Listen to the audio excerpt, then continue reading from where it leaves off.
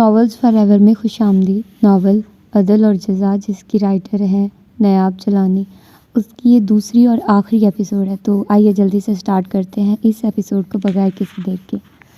اینٹ کا اینٹ سے ربط ختم ہو جائے تو دیواریں اپنے ہی بوجھ سے گرنا شروع ہو جاتی ہیں۔ زندگی کا مسرتوں سے ربط ختم ہو جائے تو زندگی ایک بوجھ کے سوا کچھ نہیں لگتی، مگر بعض غم بہت وزنی ہوتے ہیں، ان کا بھار پہاڑ تک اٹھا نہیں پاتے۔ وہ ایسے ہی رنج و غم کا شکار تھا، ایسے ہی ایک ملال کے گرفت میں تھا۔ کاش وہ اتنا لاپرواہ نہ ہوتا، کاش اپنی کامیابیوں کے پیچھے اندھا دھند بھاگتے ہوئے وہ اتنا غافل نہ ہو جاتا۔ زندگی کی سب سے بڑی خوشی پا کر بھی وہ ادھورا تھا۔ فارن سروسز کا خواب پورا ہو جانے کے باوجود بھی وہ خوش نہیں تھا، مامن کے ملنے کا یقین رکھنے کے باوجود بھی مطمئن نہیں تھا۔ یہ ادھورا پن ایک شخص کے اچانک چلے جانے کی بدولت تھا۔ اسے اتنے دن گزر جانے کے بعد بھی یقین نہ آتا۔ وہ دیوانوں کی طرح پورے گھر میں بلایا پھرتا تھا، کبھی گھنٹوں اسٹڈی روم میں گھسا رہتا تھا، کبھی لان میں تنہا جانے کن سوچوں میں گم رہتا تھا۔ وہ اس غم سے سنبھل نہیں پا رہا تھا۔ غفیرہ کے لیے یہ سب ناقابل برداشت تھا۔ عدل ان کی واحد اولاد اور آخری سہارا تھا، وہ اسے گھٹ گھٹ کر جیتے نہیں دیکھ سکتی تھی۔ مامن کی سر توڑ کوششوں کے باوجود وہ نارمل نہیں ہو پا رہا تھا۔ ابھی اسے جوائننگ لیٹر نہیں ملا تھا، ورنہ اسی مصروفیت میں کچھ پہل جاتا۔ وہ عدل کی وجہ سے بہت اپسیٹ تھی۔ یہی حال مامن کا بھی تھا، وہ اب پوری طرح سے صحت یاب تھی۔ مامن اتنے شدید حادثے کے بعد بھی پہلی پوزیشن برقرار رکھنے میں کامیاب ہو گئی تھی، اور زندگی میں پہلی مرتبہ عدل نے اس کی خوشی کو سیلیبریٹ نہیں کیا تھا۔ وہ تو اپنی کامیابی پہ بھی کوئی رسپانس نہیں دے پایا تھا۔ دن ایسے ہی اداس، ویران اور بوجھل گزر رہے تھے۔ گھر پر خاموشی اور سناٹے کا ہی راج رہتا۔ مامن نے یونیورسٹی کو خیر باد کہہ دیا تھا۔ وہ زیادہ سے زیادہ عدل کو وقت دیتی تھی، اسے زبردستی گھسیٹ کر لاؤنج میں لے آتی، کبھی آؤٹنگ کا پروگرام بنا لیتی، کبھی لانگ ڈرائیو پہ نکل جاتی، اس کے پاس بیٹھ کر اسے ٹیکسٹ کرتی، اپنی طرف متوجہ کرتی، اسے بولنے پہ اکساتی، پھر تنگ آ کر اکثر رونے لگتی۔ وہ عمر بھر توجہ لیتی آئی تھی، اب عدل کی بے توجہی اسے پیروں رلاتی۔ وہ شکوے کرتی، ناراض ہوتی، غصہ کرتی، روٹتی اور پھر مان جاتی۔ اکثر تو مامن کے ہر وقت سر پہ سوار رہنے کی وجہ سے وہ اکتا جاتا تھا، خفا ہونے لگتا، تنہائی چاہتا۔ تب مامن بہت بددل ہو جاتی تھی، خفا ہونے لگتی، عدل سے نہ بولنے کی قسم کھاتی اور پھر اپنی قسم کو خود ہی توڑ دیتی۔ عدل کے تنفر اور وحشت کو دیکھ کر اسے ترس آنے لگتا تھا۔ وہ ایک مرتبہ پھر عدل کے آس پاس گھومنے لگتی۔ وہ چاند کے گرد گھومنے والی چکور تھی۔ ایسی ہی ایک غضب کی اداس شام عدل اسٹڈی روم سے نکل کر غفیرہ کے پاس آ کر بیٹھ گیا تھا۔ سوجی آنکھیں، بکھرے بال، اداس چہرہ، سلوٹ زدہ کپڑے۔ غفیرہ کے دل کو دھکا سا لگا، کیا یہ اس کا نک سک سے تیار رہنے والا بیٹا تھا؟ میری جان، تم تو ماں کو بھی بھول گئے۔ بے ساختہ ان کے لبوں سے شکوہ پھسل پڑا تھا۔ تب عدل نے بڑی زخمی نظروں سے ماں کی طرف دیکھا، جیسے کہہ رہا ہو، بھلا ایسا ہو سکتا ہے؟ بیٹے خود کو سنبھالو، اب تمہیں تو مجھے سنبھالنا تھا، جبکہ تم خود ہی آواز چھوڑ بیٹھے ہو، انہوں نے دکھ سے کہا تھا۔ تب عدل ان کی گود میں اپنا سر رکھ کر سسک پڑا تھا۔ مما، وہ کیسے چلے گئے؟ وہ بیمار کہاں تھے؟ انہوں نے بتایا ہی نہیں، میں خود ان کے ساتھ جاتا، میں آخری وقت ان کے قریب رہتا، میں کتنا بد نصیب ہوں۔ بہت دنوں بعد وہ دل کی بھڑاس اور غبار کو نکالنے کے قابل ہوا تھا، جیسے اپنے اندر موجود ملال کے غبار کو باہر نکالنا چاہتا تھا۔ یہ ملال جو کسی نوکیلے کانٹے کی طرح چبھ رہا تھا، اذیت دے رہا تھا۔ وہ تمہیں پریشان کرنا نہیں چاہتے تھے، تم ان کے ساتھ جاتے تو امتحان نہ دے پاتے، شاید اسی لیے میری جان اب ان کی روح کو تکلیف مت دو، وہ تمہیں ذرا بھی دکھی یا غم زدہ نہیں دیکھ سکتے تھے، یاد کرو۔ غفیرہ نے پھر جذباتی انداز میں اسے سمجھایا تھا۔ ایسے ہی بابا کی یادوں کا ذکر کرتے اچانک اسے خیال گزرا تو وہ بے قرار سا اٹھ بیٹھا تھا۔ مما، مورخ اطلاع دی تھی کیا؟ اس کا سوال بہت غیر متوقع تھا، یوں کہ غفیرہ لمحہ بھر کے لیے چپ سی ہو گئی تھی۔ آخر اسے مورخ کا خیال کیسے آ گیا تھا؟ ان کے اندر پھر سے دھکڑ بھکڑ ہونے لگی۔ ہاں۔ بہت دیر کی خاموشی کے بعد بالآخر انہوں نے سنبھل کر جھوٹ کا سہارا لیا۔ اگرچہ حلال کبیر کی ڈائری میں مورخ والوں کا فون نمبر موجود تھا، مگر انہوں نے اطلاع دینا ضروری نہیں سمجھا تھا۔ مورخ والوں کو بلا کر انہوں نے اپنے گلے میں مصیبت نہیں ڈالنا تھی۔ اگر وہ ساتھ اس توق کو بھی اٹھا لاتا تب اس سے آگے وہ سوچنا بھی نہیں چاہتی تھی۔ پھر وہ لوگ آئے کیوں نہیں؟ بابا کی چاچی، ان کی فیملی اور بابا کی بھتیجی، کوئی بھی نہیں آیا؟ ایک اور متفکرانہ سوال آیا تھا، وہ اتنا بے چین اور بے قرار کیوں تھا؟ غفیرہ کے اندر گرہیں پڑنے لگی۔ ان لوگوں کے حلال کے ساتھ تعلقات ٹھیک نہیں تھے، میرا خیال ہے وہ اسی لیے نہیں آئے۔ انہوں نے جان بوجھ کر مختصر بات کر کے گفتگو کو سمیٹنا چاہا تھا، مگر وہ بال کی کھال اتارنے لگا تھا، بالوں میں انگلیاں پھنسائے عجیب بے چینی بھرے لہجے میں کہہ رہا تھا۔ وجہ کیا تھی؟ تعلقات کیوں خراب تھے؟ مما بابا نے اس بارے میں ہمیں کیوں نہیں بتایا؟ اور آپ کو پتہ ہے میں مورخ کیا بھی تھا مگر واپس آ گیا جب مومی کا ایکسیڈنٹ ہوا، بعد میں مصروفیت، ایگزامز، انٹرویو، پھر بابا کی اچانک ڈیتھ۔ کیا مجھے وہاں جانا چاہیے؟ عدل بے ربط سا بول رہا تھا، ان کے اندر آندھیوں کے جیسے جھک کر چلنے لگے تھے، ماتھے پر سلوٹیں پڑ گئی۔ تمہیں وہاں کیوں جانا چاہیے؟ اگر تمہارے بابا چاہتے تو خود تم سے کہتے، یا پھر تمہارے لیے ایسا کوئی میسج چھوڑ جاتے، تمہیں تاکید کرتے، مگر انہوں نے تم سے کچھ بھی نہیں کہا۔ اس کا مطلب ہے کہ وہ اپنے خاندان سے تمہیں دور رکھنا چاہتے تھے۔ غفیرہ نے اندر اٹھتے غبار کو بامشکل دبا کر نرمی سے کہا تھا۔ وہ ایک مرتبہ پھر تنفر کا مظاہرہ کر کے عدل کو چونکانا نہیں چاہتی تھی۔ کیا خبر وہ مجھ سے کچھ کہنا چاہتے ہو مگر انہیں مہلت ہی نہ ملی ہو۔ عدل ایک مرتبہ پھر کسی لمحے میں کھو گیا تھا۔ غفیرہ اس کے چہرے کو بغور دیکھتے ہوئے اندر ہی اندر سہم رہی تھی۔ عدل اگر ایک دفعہ مورخ چلا جاتا تو پھر ان کے اندر قیامت کا شور اٹھنے لگا تھا۔ ایسا کچھ نہیں میری جان، تم خود کو ذہنی دباؤ سے نکالو، کچھ دن بعد اپنی عملی زندگی میں قدم رکھو گے، پھر اللہ نے چاہا تو تم دونوں کی شادی۔ وہ کچھ مزید بولتے بولتے اچانک رک گئی تھی۔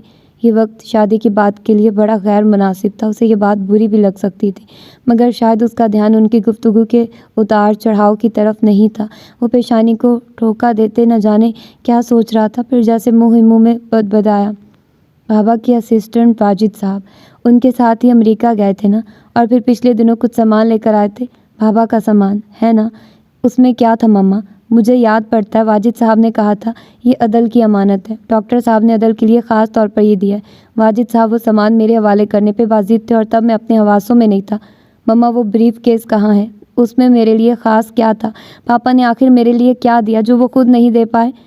وہ اپنے آپ میں گم جیسے خود کلامی کرتے ہوئے چونک پڑا تھا، پھر سرخ ڈوروں سے بھری آنکھوں کے ساتھ ان کے بگڑے چہرے کو دیکھنے لگا۔ ایک نہایت تند اور بے رحم سی لہر نے ان کے دل میں اٹھی تھی۔ وہ تنفر کے اس طوفان کو بامشکل دباتی اپنے حواسوں میں واپس آئی تھی۔ انہیں عدل کو جواب دے کر مطمئن بھی تو کرنا تھا۔ ہاں یاد آیا، میں تمہیں بتا نہیں سکی، تمہاری حالت بھی تو کچھ ایسی تھی۔ بیٹا وہ پراپرٹی کے ڈاکومنٹس تھے، اس گھر کے کاغذات جو انہوں نے تمہارے نام کر دیا تھا، اور اسپتال میں شیئر کے حوالے سے انفارمیشن تھی۔ اس کے علاوہ بینک بیلنس کے متعلق تفصیلات تھی، جو کہ یہ سب تمہاری امانت ہے، سو واجد صاحب تم ہی کو دینا چاہتے تھے۔ ان کے مطلب نرم اور تفصیلی جواب نے عدل کو کچھ مطمئن کر دیا تھا۔ وہ ذہنی طور پر بہت شکستہ تھا، اسی لیے کچھ غور ہی نہ کر پایا، ورنہ اتنا تو سوچ سکتا تھا کہ حلال کبیر کی اکلوتی اولاد ہونے کے ناطے ان کی پراپرٹی کا وارث وہی ہے۔ اس کے لیے انہیں خاص ہدایات کی ضرورت نہیں تھی۔ پھر اس بریف کیس میں کیا تھا جو غفیرہ نے عدل سے چھپا کر رکھا ہوا تھا؟ اور پھر واجد صاحب سے اس کی ملاقات بھی نہیں کروائی۔ وہ واجد صاحب سے ملاقات کا خیال ظاہر کرتا اٹھ گیا تھا، مگر غفیرہ نے ایک مرتبہ پھر اسے روک لیا۔ واجد صاحب اپنی فیملی کے ساتھ واپس چلے گئے ہیں، جانے سے پہلے ملنے آئے تھے۔ انہوں نے بہت آرام سے اس کی امید بھی توڑ دی تھی۔ وہ جو واجد صاحب سے ملاقات کا سوچ کر مطمئن ہو رہا تھا کہ کم از کم وہ ان سے اتنا تو پوچھ سکے گا، بابا آخری وقت تنہا تو نہیں تھے، انہوں نے کچھ کہا تو نہیں، عدل کے لیے کوئی خاص پیغام، ہدایت؟ وہ جیسے بجھ کر رہ گیا تھا۔ بابا سے واسطہ تعلق واسطہ رکھنے والا واحد شخص بھی بیرون ملک چلا گیا تھا۔ اس کے دل پر بوجھ سا گرا۔ اور ان کا کوئی کانٹیکٹ نمبر؟ جیسے پھر سے امید کی کومپل پھوٹی تھی۔ ان کا کوئی نیا نمبر میرے پاس نہیں۔ اب تم آرام کرو عدل، تمہاری طبیعت ٹھیک نہیں، دیکھو تمہاری وجہ سے مامن بھی بجھ کر رہ گئی ہے، تم اسے وقت نہیں دیتے، بات نہیں کرتے، دیکھتے تک نہیں۔ انہوں نے بہت خوبصورتی کے ساتھ مامن کی طرف توجہ دلائی تھی، جبکہ اس کے ذہن پر بہت سی پرچھائیوں کی چھاپ تھی۔ وہ باپ کے حوالوں کا سوچ رہا تھا۔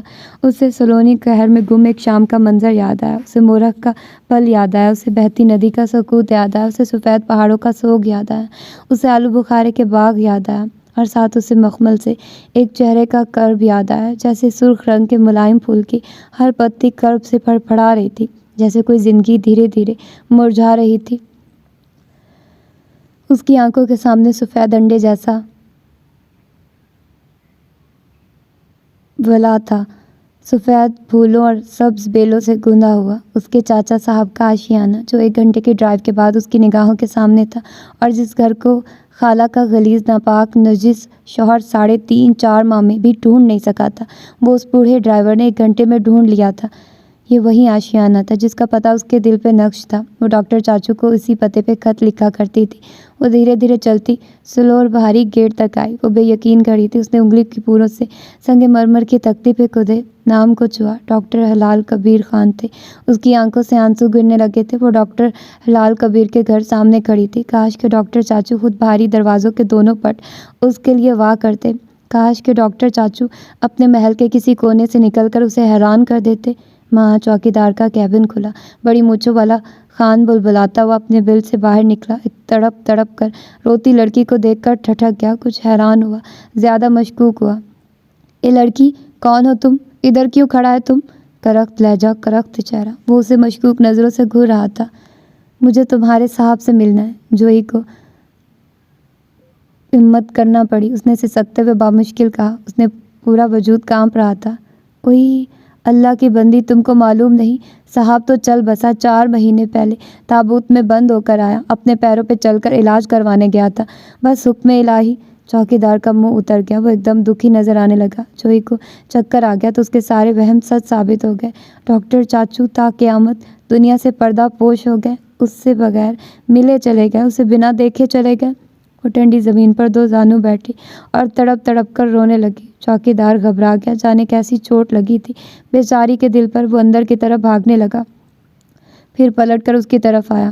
اللہ کی بندی، ہوئی ماں، چپ تو کر، مت رو، میں اندر صاحب کو بلاتا ہوں۔ تیرا کوئی نام پتہ ہے؟ چوکیدار ہکلا گیا۔ تب جوئی نے زخمی نگاہ اٹھا کر دیکھا۔ چوکیدار کے پیچھے کوئی ہیولا کھڑا تھا، کوئی سایہ کھڑا تھا یا کوئی سائبان کھڑا تھا۔ وہ ایک ٹک دیکھتی رہی، جیسے کوئی وہم ہو۔ کیا وہ اتنی اقبال مند خوش نصیب تھی جو اس چہرے کو اتنے قریب سے دیکھ پاتی؟ وہ دیوانہ وار اسے دیکھتی رہی، کسی قیمتی منظر کی طرح جو پلک جھپکنے کی دیر میں اوجھل ہو سکتا تھا۔ جوئی نے وہ بھگوان لمحہ ضائع نہ کیا۔ اس نے کسی خواب کے سفر میں ڈولتے ہوئے کہا، خان، عدل سے کہو، جزا آئی ہے۔ جوئی کے لب پھڑپھڑائے تھے۔ اس نے سامنے کھڑے ہیولے میں واضح طور پہ حرکت محسوس کی تھی۔ وہ جیسے مضطرب ہوا تھا۔ وہ 2 قدم آگے بڑھا۔ اس نے مخمل سے چہرے والی لڑکی کو دیکھا جس کی آنکھوں میں آنسوؤں کا سیلاب تھا۔ وہ آنسو جو اسے دیکھ کر جم گئے تھے، وہ آنسو جو اس کے قریب آنے پر پھر سے پگھل گئے تھے۔ عدل کو بہت کچھ یاد آیا۔ ندی کا وہ پل، دھند میں کھویا آسمان، سفید پہاڑوں کی بلندی، آلو بخارے کا باغ اور مخمل سا منجمد ہوا وہ چہرہ۔ اس کا دل گواہی دے رہا تھا، یہ جزا ہی تھی۔ جزا کبیر خان، اس کے بابا کی جان، اور عدل کبیر خان، اس پہ صدقے اور قربان۔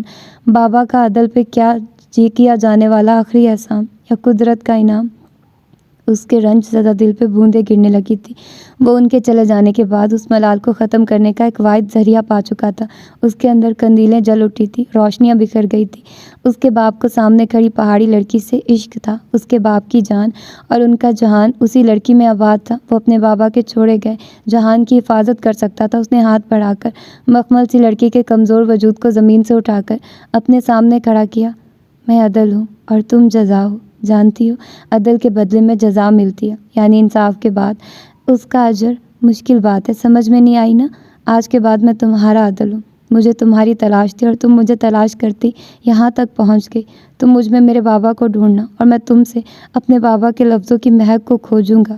ایک بات تو سچ ہے نا، بابا نے مجھ سے بھی بڑھ کے تم سے عشق کیا۔ وہ اس کے کانوں میں امرت انڈیل رہا تھا۔ وہ اتنا پیارا اور میٹھا بولتا تھا۔ ڈاکٹر چاچو نے سچ کہا تھا، عدل میں ان سے زیادہ مٹھاس بھری تھی اور اس کی آنکھوں سے مد بہتا تھا۔ تمہاری آنکھوں میں یہ آنسو میرے بابا کے لیے ہے نا؟ آئی سوئر جزا، میں بھی اسی طرح تڑپ تڑپ کے کھل کر رونا چاہتا ہوں۔ اب تم آ گئی ہو نا، ہم دونوں اکٹھے رو لیں گے۔ میرے ساتھ بابا کے لیے اس قدر رونے والا کوئی نہیں تھا۔ اس کا ہاتھ پکڑ کر ماربل کی روش پہ چلنے لگا اور ماربل کی روش جیسے گل کو کب سے بھر گئی۔ ڈہلیا کی پتیاں اس کے پیروں تلے بچھ گئی۔ گل باشم برف کی مانند اس پہ گر رہے تھے۔ گل زیبا اسے سنگھار بخش رہے تھے۔ گل برگ اس کے قدم چھو رہے تھے۔ گل پیادہ مہک رہے تھے۔ گل چاندنی چمک رہے تھے۔ گل دوپہر دھند میں کھل رہے تھے۔ گل شبو مچل رہے تھے۔ گل صد برگ صدائیں لگا رہے تھے۔ گل عباسی مسکرا رہے تھے۔ گل شانہ جھوم رہے تھے۔ گل نیلوفر دلدل سے ابھر رہے تھے۔ گل احمر بکھر رہے تھے، کیونکہ گل پہران اس کے ساتھ ساتھ تھا، اس کے ہمراہ تھا، اس کے برابر چل رہا تھا۔ پہاڑوں سے آئی در در کی ٹھوکریں کھاتے اس پہاڑی لڑکی کی زندگی کا ایک نیا باب کھل رہا تھا۔ وہ گلاب رنگ گلابوں میں دھلی لڑکی نم آنکھوں سے مسکرا رہی تھی۔ وہ زندگی میں در آنے والے اس عجیب موڑ پر بوکھلا رہی تھی۔ وہ اپنے اتنے انوکھے استقبال پر گھبرا رہی تھی اور وہ اپنی زندگی میں پھر سے چلے آنے والے طوفانوں کے خوف سے کپ کپا رہی تھی۔ اور وہ سنہرے خواب جیسے عدل کبیر خان کا ہاتھ تھام کر اندر جاتی اس کی سرد برف جیسی ماں کی آنکھوں میں اتری برف دیکھ کر پہلے ہی موڑ پر ڈگمگا گئی تھی۔ یہ اس کی زندگی کا بڑا عجیب دور تھا۔ وہ سوچتی اور حیران ہوتی، کبھی خود پر رشک آتا اور کبھی رحم آتا۔ یہ دور اس کی زندگی کا پہلا اور آخری سنہری دور تھا، نہایت مختصر مگر مکمل۔ اسے عدل کبیر کی توجہ، نرمی، پیار اور خلوص نے دودھ میں گندھا گلاب بنا دیا تھا۔ وہ سب کی ٹھوکروں میں پڑی لڑکی آسمان کا سب سے روشن ستارہ بن گئی تھی۔ وہ جیسے دنوں میں اس کا اتالیق بن گیا۔ وہ اسے زندگی گزارنے کے قرینے سکھانے لگا، وہ اسے بولنے کے طریقے سکھانے لگا، وہ اسے ہاتھ پکڑ کر چلنا سکھانے لگا۔ وہ اسے اپنے بابا کے اسٹڈی روم میں لے آتا، وہ جوئی کو ان کی کتابیں دکھاتا، ان کی تصویریں، ان کے میڈلز، سرٹیفکیٹ دکھاتا، پھر جوئی سے ان کی باتیں سنتا، ہر چھوٹی سے چھوٹی، بڑی سے بڑی۔ اس سے رشک آتا جب وہ جوئی کے منہ سے بابا کی باتیں سنتا، وہ کس طرح جوئی سے پیار کرتے تھے، اس کے خط پر دوڑے چلے آتے، اسے بخار ہوتا تو کس قدر لاڈ کرتے، اس کا منہ دھلواتے، اپنے ہاتھ سے انڈا کھلاتے، دوا دیتے۔ عدل کی آنکھوں میں حیرانگی، تحیر اور تعجب در آتا تھا۔ وہ اسے عقیدت سے دیکھنے لگتا، ایسی نظر جس میں محبت تھی، بڑی مقدس اور متبرک قسم کی محبت، گویا وہ اپنے باپ جیسی شفقت سے جوئی کو سرفراز کرتا تھا۔ اور جوئی کے لیے تو محض اس کی آنکھ میں اتری نرمی عمر بھر کے زادِ راہ اور زیست بھر کی خوشی کے لیے کافی تھی۔ وہ جوئی کے لیے موم کی طرح پگھل گیا تھا، کسی چھوٹے بچے کی طرح اس کا خیال رکھتا تھا، اور وہ دنیا کا پہلا شخص تھا جو اسے جوئی نہیں جزا کہہ کر پکارتا، اور اس بات پہ مامن جیسی ہستی تک کو جھڑک دیتا تھا۔ دنوں میں بدلتی اس صورتحال نے غفیرہ اور مامن کے دل کو پنکھے لگا دیے تھے۔ ان کے ہوش اڑنے لگے، مامن تو کیا، یامن تک چونک اٹھی تھی۔ ان دنوں سے جزا کے علاوہ کچھ نظر نہ آتا تھا، اور اس کے پیچھے پاگل دیوانی ہوتی مامن یہ سب کچھ بھلا برداشت کر سکتی تھی۔ جب بھی موقع ملتا وہ عدل سے الجھ پڑتی، پھپھی سے بلا وجہ جھگڑنے لگتی، اور کبھی کبھی جوئی کے نازک دل کو کچوکے لگانے سے بھی باز نہ آتی۔ غصے کی تیز تو وہ پہلے بھی تھی، مگر اب مزاج عموماً گرم ہی رہتا تھا۔ جوئی کو ڈاکٹر چاچو کے محل میں رہتے ہوئے مہینہ بھر ہو گیا تھا۔ وہ اس جادو نگری میں آ کر ابھی تک حیران تھی۔ دھوئیں سے کالی ہوتی چھت، وہ شیرے کے ٹب، دال کے ڈرم، کھوئے سے بھرے کڑاہے بہت پیچھے رہ گئے تھے۔ یہ ڈاکٹر چاچو کے عالی شان گھر کا کچن تھا، چمکتا دمکتا، شفاف، صاف، خوبصورت، رنگ رنگ کی چیزوں سے بھرا فریج، سنگ مرمر کی چمکتی سلیب۔ اسے ڈاکٹر چاچو کے گھر کی وہ دھند میں کھوئی سویر آج بھی یاد تھی۔ رات بھر ماسٹر بیڈ روم میں اسے نیند نہ آئی۔ وہ نانی کے ٹوٹے نواڑی پلنگ پہ سونے کی عادت تھی۔ اس کے اور غلیظ سی بدرنگ رضائی ہوتی جس کا لحاف جگہ جگہ سے ادھڑا ہوا تھا، اور چوہے اکثر ادھڑے غلاف میں گھس کر روئی پھانکتے اٹکھیلیاں کرتے تھے۔ بدبودار رضائی سردی روکنے کے لیے بھی ناکافی تھی، اسے تب بھی نیند نہیں آتی تھی۔ اسے اتنے آرام دہ پرسکون ماحول میں بھی نیند نہیں آ رہی تھی۔ فرل لگی دودھیا بیڈ شیٹ اور نرم فر والا گداز سا کمبل جس میں سے آتی بھینی بھینی خوشبو اس نے آج تک محسوس نہیں کی تھی۔ کمرے میں خوبصورت صوفہ اور سنگھار میز بھی تھی جس کے اوپر رنگ رنگ کے قیمتی لوشنز، باڈی سپرے، پرفیومز اور رنگ رنگ کی کریمیں رکھی تھی۔ اس کا استعمال کرنا جوئی کے لیے محال تھا۔ خوابوں سے اور مختلف چیزوں سے سجا اٹیچ باتھ روم دیکھ کر اس کی آنکھیں کھل گئی تھی۔ وہاں اتنے مہنگے صابن، فیس واش، باڈی واش اور شیمپو کی جمبو سائز بوتلیں رکھی تھی۔ وہ ایک ایک چیز چھو کر دیکھ رہی تھی۔ وہ رات بھر جاگتی رہی اور اپنی زندگی میں آنے والے اس چونکا دینے والے، حیران کر دینے اور متعجب کر دینے والے موڑ کے بارے میں سوچتی رہی تھی۔ اس کی سوجی آنکھیں دیکھ کر عدل ٹھٹک گیا۔ بھلا اتنی معمولی سی تبدیلی بھی کسی کو چونکا سکتی ہے؟ مورخ میں اس کے زخموں کو دیکھ کر جان کر بھی انجان بن جایا کرتے تھے، اور یہاں عدل اتنے متفکر لہجے میں پوچھ رہا تھا، تم سوئی نہیں جزا؟ تم ٹھیک تو ہو؟ وہ اتنا فکر مند لگ رہا تھا۔ وہ اس کا ہاتھ پکڑے پکڑے کچن میں آ گیا تھا۔ وہ اسے بیٹھنے کے لیے کہہ رہا تھا، مگر جوئی کو اسٹول پہ بیٹھنے سے جھجک محسوس ہو رہی تھی۔ تب ناشتہ میز پہ رکھتی غفیرہ اور پلیٹ میں رکھا چمچہ بجاتی مامن نے بہت کٹیلی اور نفرت انگیز نظروں سے ان دونوں کو دیکھا تھا۔ عدل پہ انہیں غصہ تھا، جبکہ جوئی کے لیے ان دونوں کی نظروں میں حقارت بھری تھی۔ وہ پہلے ہی وار میں ان کی نگاہوں کے تمسخر سے لڑکھڑا گئی تھی۔ تبھی اسٹول سے گرتے گرتے بچی، شاید وہ گر ہی پڑتی، زمین بوس ہو جاتی اگر عدل اسے سہارا نہ دیتا۔ اور جب عدل نے اسے سہارا دے کر دوبارہ اسٹول پر بٹھایا، تب بظاہر نرم اور ہلکے پھلکے لہجے میں غفیرہ نے گہرا کاٹدار طنز کیا تھا، میری جان، اسے ٹیبل مینرز کہاں آتے ہیں؟ اس کے لیے دری بچھوا دیتے یا کارپٹ پہ بیٹھ کے ناشتہ کر لیتی۔ ادھر پیڑھی وغیرہ تو ہے نہیں۔ انہوں نے مامن کا من پسند ناشتہ شہد اور دودھ میں بھیگے ٹوسٹ اس کے سامنے رکھتے ہوئے کہا تھا۔ مامن کے اندر جیسے ٹھنڈ پڑ گئی تھی۔ اس کا کمسن معصوم حسن جیسے شگفتہ سا پہاڑی گلاب، نم نم بھیگا بھیگا سا۔ کل جب وہ آئی تھی تب انتہائی غلیظ، گندی اور اجڑی پجڑی لگ رہی تھی، ٹوٹی چپل اور پھٹے پرانے کپڑے پہنے جو دھول مٹی سے اپنی اصلی رنگت کھو چکے تھے۔ پھر ان کے لمحوں میں باولے ہوتے بیٹے نے سب کچھ منٹوں میں بدل دیا۔ وہ مامن کا نیا نکور سوٹ اور سوفٹی اٹھا لایا، اسے زبردستی سکینہ کے ساتھ واش روم میں فریش ہونے بھیجا، اور پھر کچھ ہی گھنٹوں میں وہ گندی سندھی غلیظ لڑکی دھلا ہوا گلاب بن کر سامنے آ گئی۔ سکینہ نے اسے باڈی واش اور شیمپو وغیرہ دیا تھا، تبھی تو اس کے لمبے گھنے بال دھل دھلا کر چمک اٹھے تھے۔ عدل اسے ضرورت سے زیادہ اہمیت دے رہا تھا۔ وہ اسے یہاں سے نکال نہیں سکتی تھی۔ ہاں، یہ ضرور ہو سکتا تھا، اسے میٹھے میٹھے تانے مارتی، اس پر شیرے میں ڈبو کر طنز کرتی، اسے احساس کمتری سے کبھی نکلنے نہ دیتی، اس کے اندر کبھی اعتماد نہ آنے دیتی، اور اسے یہ بات باور کروا دیتی کہ عدل کی ہمدردی، ترس اور رحم کو کچھ اور ہرگز مت سمجھے، اور یہ کام وہ پوری دل جمی کے ساتھ کر رہی تھی۔ ہمارے ساتھ رہے گی تو سیکھ جائے گی۔ عدل کے الفاظ نے انہیں مزید کچھ بولنے سے روک دیا تھا۔ وہ لب بھینچ کر ضبط کرنے لگی۔ کیا یہ عمر بھر یہیں رہے گی؟ مامن انگریزی میں چیخی تھی۔ تب عدل نے بڑے خوشگوار لہجے میں کندھے اچکا کر کہا، کیا حرج ہے؟ یہ اس کے باپ جیسے چچا کا گھر ہے، ویسے میں اس کی شادی کر دوں گا، آخر یہ میری ذمہ داری ہے۔ اس نے بھی جواباً انگلش میں وضاحت کی تھی۔ مامن کے تنے اعصاب ڈھیلے پڑ گئے تھے۔ اس کے اندر ابلتا غصہ جھاگ کی طرح بیٹھ گیا، جبکہ جوئی بیچاری چپ چاپ سر جھکائے ہاتھوں کو گھور رہی تھی۔ اسے ان کی گفتگو سمجھ میں نہیں آ رہی تھی، تاہم اندازہ ہو رہا تھا کہ اس کے متعلق بات ہو رہی ہے۔ پھر عدل ایک دم اس کی طرف متوجہ ہو گیا تھا۔ وہ ناشتے کی ایک ایک چیز اٹھا کر اس کے سامنے رکھنے لگا تھا۔ اس کی پلیٹ بھرتا جا رہا تھا، خود اس کے ہاتھ میں جوس کا گلاس تھا۔ وہ گھونٹ گھونٹ پیتا جوئی کی طرف متوجہ تھا۔ یہ فرائی انڈا لو، پراٹھا کھاؤ، فرنچ ٹوسٹ اٹھا لو، اور یہ دودھ کا گلاس بھی ختم کرنا ہے۔ شاباش، پلیٹ خالی کرو۔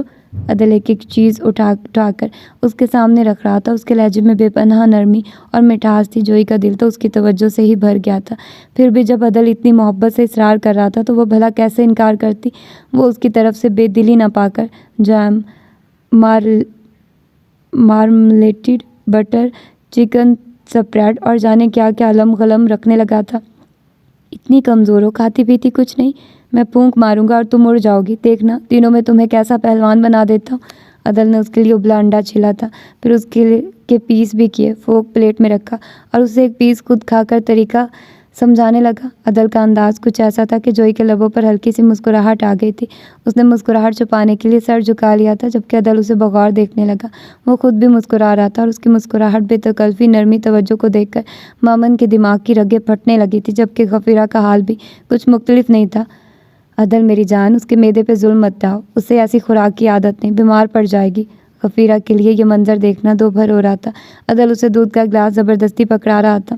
اس کے نانا کرنے کے باوجود وہ مائلو کا چمچہ بھر کے مکس کر چکا تھا۔ بظاہر انہوں نے میٹھے لہجے میں کہا تھا، مگر مامن جانتی تھی کس طرح اندر سے سلگ رہی ہیں، اور یہی حال مامن کا بھی تھا۔ کھائے گی تو عادت بنے گی۔ وہ ان کی کسی بھی بات پہ دھیان نہیں دے رہا تھا۔ دیکھ لو، تن راحت، سکون، آرام اور آسائشات کا عادی ہو جائے تو غضب ڈھانے لگتا ہے۔ برا مت ماننا، اس کے بھلے کے واسطے کہہ رہی ہوں۔ غفیرہ نے کڑوی کافی حلق میں انڈیل کر پھر سے نرم ملائم لہجے میں زہر اگلا تھا۔ ان کا بس نہیں چل رہا تھا اس 2 ٹکے کی لڑکی کو اٹھا کر باہر پھینک آتی۔ پھر جب عدل جوئی کو ناشتہ اپنی نگرانی میں کرا کر شاور لینے واش روم میں چلا گیا، تب جوئی کو کچن سے باہر نکلتے دیکھ کر مامن پلیٹ میں رکھے انڈے کے ٹکڑوں سے کھیلتی بہت نرم لہجے میں غفیرہ سے مخاطب ہوئی تھی۔ ماما، عدل بہت سافٹ نیچر کا ہے، وہ تو اپنے پالتو کتے کے ساتھ بھی بہت نرم برتاؤ رکھتا ہے، اسے توجہ اور وقت دیتا ہے۔ یہ اور بات ہے کہ کوئی اس کی رغبت، توجہ، میلان، رجحان اور ہمدردی کو غلط معنوں میں لے۔ وہ جو ساری زندگی کٹیلی، ترش، زہریلی باتیں سنتی آئی تھی، چپ چاپ سر جھکائے سنتی رہ گئی۔ That's very good. غفیرہ نے جوئی کے نکلتے ہی مامن کو خوش دلی کے ساتھ سراہا۔ یہ تم نے بہت اچھا کیا، اس لڑکی کو اچھی طرح سے باور کروا دیا۔ عدل کی ہمدردی کو کسی اور رنگ میں مت دیکھے، ورنہ اس کا انجام اچھا نہیں ہوگا۔ وہ سکینہ کو آواز دیتی اٹھ گئی تھی۔ آئندہ آنے والے دنوں میں عدل نے ثابت کر دیا تھا کہ جوئی اس کے لیے کتنی اہم ہے۔ وہ جوئی کو ایک دن اپنے ساتھ شاپنگ پر لے گیا، اسے رنگ برنگ کے ملبوسات لے دیے، اسے گھماتا پھراتا رہا، پھر برگر کھلایا۔ اپنے تئیں وہ اس کے اندر سے بابا کے اچانک چلے جانے کا غم اکھاڑ رہا تھا۔ وہ اس کی شخصیت پہ چھایا جمود توڑنا چاہتا تھا، مگر وہ یہ نہیں جانتا تھا جوئی کی سنجیدگی کم گوئی خاموشی اس کی فطرت کا حصہ ہے۔ وہ کبھی مامن کی طرح شوخ، چنچل، منہ پھٹ، ہنگامہ پرور نہیں ہو سکتی تھی۔ وہ عمر بھر خاموش اور سنجیدہ رہی تھی۔ اسے کبھی کسی نے بولنے نہیں دیا تھا۔ وہ صرف کام کرنے کی عادی تھی، جو نہ بولتی تھی، نہ کسی بات کا جواب دیتی تھی، بس اپنا کام کیے جاتی۔ ڈاکٹر چاچو کے گھر آ کر اسے ایک بات کا اندازہ ہو چکا تھا کہ عدل کے علاوہ اس گھر میں کوئی اس کا خیر خواہ نہیں۔ وقت کچھ اور آگے کی طرف کھسکا تو جوئی کی سوچ نے خود بخود کروٹ لی تھی۔ مامن کا عدل پہ حق جتانا، اس کے ساتھ بے تکلفی دوستی، جھگڑے، لڑائیاں، نوک جھوک اور اس تمام قصے میں مرتی بڑھتی واضح ہوتی محبت۔ وہ لاکھ دل کو سمجھاتی، پھر بھی اسے محسوس ہونے لگا تھا کہ مامن اور عدل کے درمیان کچھ خاص ضرور ہے، کیونکہ عدل کی غیر موجودگی میں مامن جتانے سے باز نہیں آتی تھی۔ عدل مجھ سے بے پناہ محبت کرتا ہے، وہ اسے اترا اترا کر بتاتی، پھر اس محبت کے بے شمار ثبوت دکھاتی۔ ایک روز وہ جوئی کو اٹھا کر اپنے کمرے میں لے گئی۔ وہاں اس نے عدل اور اپنی بڑی بڑی تصویریں دکھائی تھی۔ ہر تصویر میں وہ دونوں ایک دوسرے کے بہت قریب تھے، ایک خاص محبت کے رشتے کو واضح کرتے۔ اور کچھ مزید خاص بھی ہے، ابھی دکھاتی ہوں، پہلے یہ دیکھو۔ مامن نے اسے الماری کا پٹ کھول کر دکھایا۔ وہ الماری جیسے امپورٹڈ سامان کی پوری دکان تھی۔ وہاں رنگ رنگ کے پرفیومز، جیولری، کپڑے، ساڑیاں، چیسٹر کلاک، فراکس، ہیٹ، جیکٹس ترتیب سے رکھے تھے۔ وہاں ایک سلور باکس بھی تھا۔ مامن نے کھول کر دکھایا۔ اس باکس میں ہیرے کی دمکتی انگوٹھیاں، ہیئر پن، بریسلیٹ، لونگے، ایئرسٹڈ، بڑے قیمتی موتیوں کی مالا اور نیکلس چمک دمک رہے تھے۔ پھر وہ اسے اپنے کمرے کے ایک کونے میں رکھ کے موسیقی کے آلات دکھانے لگی۔ یہ سب عدل لایا ہے، وقتاً فوقتاً۔ مجھے ایک زمانے میں شوق چڑھا تھا، پھر اتر بھی گیا، تاہم میں نے یہ سامان عدل کے 1000 دفعہ کہنے کے باوجود اسٹور میں نہیں پھنکوایا۔ مجھے عدل کی دلائی ایک ایک چیز سے بہت پیار ہے، کیونکہ مجھے عدل سے عشق ہے۔ وہ اس کی پتھرائی آنکھوں میں ایک ایک کانٹا چبوتی بڑے سکون کے عالم میں کہہ رہی تھی۔ اس کی آنکھوں میں بڑا سرد پن تھا، جیسے وہ اسے جتلا رہی تھی، اپنی بے لگام ہوتی دھڑکنوں کو کنٹرول کرو اور عدل کے خواب کو نوچ ڈالو۔ وہ تمہیں اپنے پالتو جانوروں جیسی اہمیت دیتا ہے۔ وہ آنکھوں سے نشتر چلاتی ماؤتھ آرگن بجانے لگی، پھر پیانو کو چھیڑا۔ وہاں ایک ڈگڈگی بھی تھی، ماما نے باقاعدہ بجا کر دکھائی۔ اسے ڈگڈگی کہتے ہیں، میں اس پہ انسانوں کو بھی نچا سکتی ہوں، بچ کر رہنا۔ وہ ایک دم ہنسنے لگی تھی۔ عدل نے سارے موسیقی کے آلات اکٹھے کر دیے۔ حالانکہ میں نے تو صرف ماؤتھ آرگن کی فرمائش کی تھی، اور یہ تمام تحائف بھی عدل نے دیے، ہر ایک خوبصورت موقع پر۔ اس کے لیے میں بہت خاص ہوں۔ مامن الماری میں رکھی ایک ایک چیز کو اٹھا کر اس کی آنکھوں کے سامنے کر رہی تھی۔ جوئی کی آنکھیں جلنے لگی، ان میں ریت چبھنے لگی، بکھرنے لگی۔ وہ ریزہ ریزہ ہونے لگی، ٹوٹ ٹوٹ کر بکھرنے لگی۔ وہ رشتوں کو بہت اہمیت دیتا ہے، اور بابا سے منسلک رشتوں اور ان کے تعلق داروں سے تو بہت انسیت رکھتا ہے۔ یہ اس کی بہت اچھی عادت ہے۔ مجھے عدل کی عادتوں پہ فخر ہے۔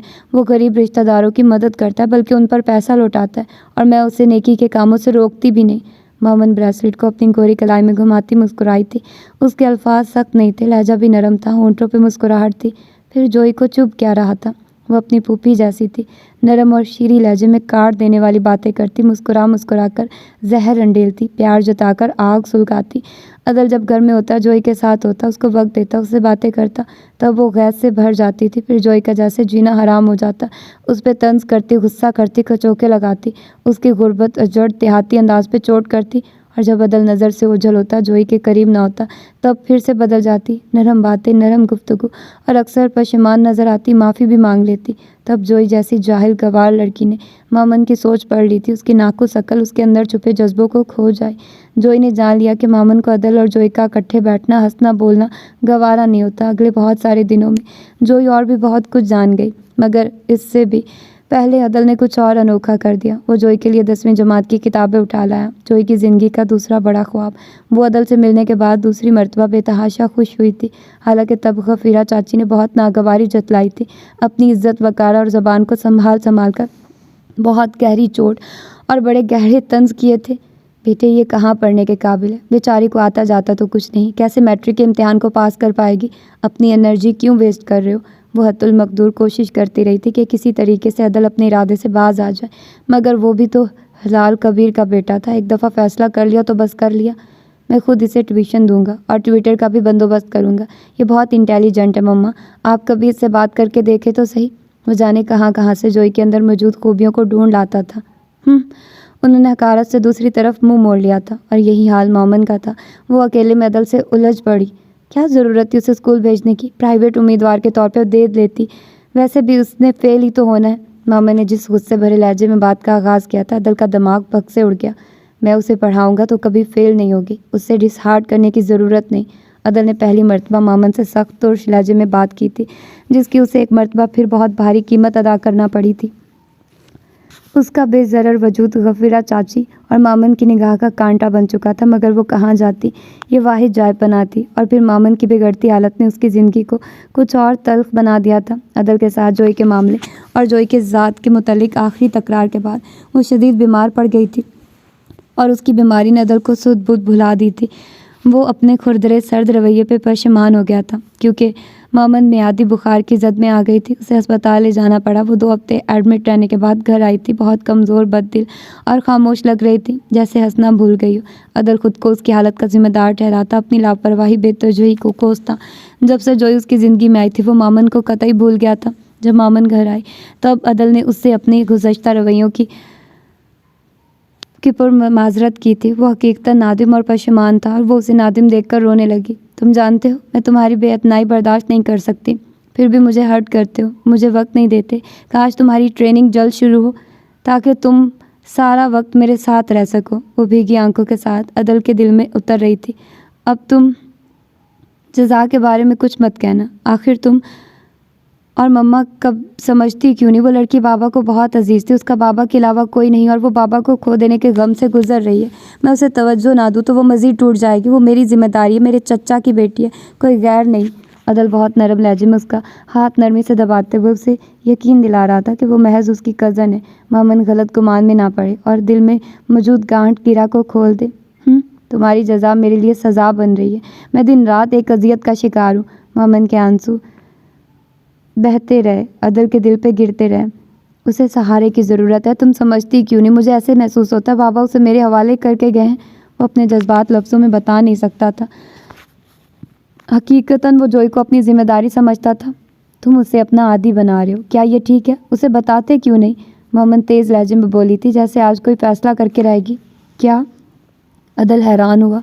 मेरे और अपने बारे में? उसका अंदाज लठ मार किस्म का था। अदल लब भींच कर रह गया।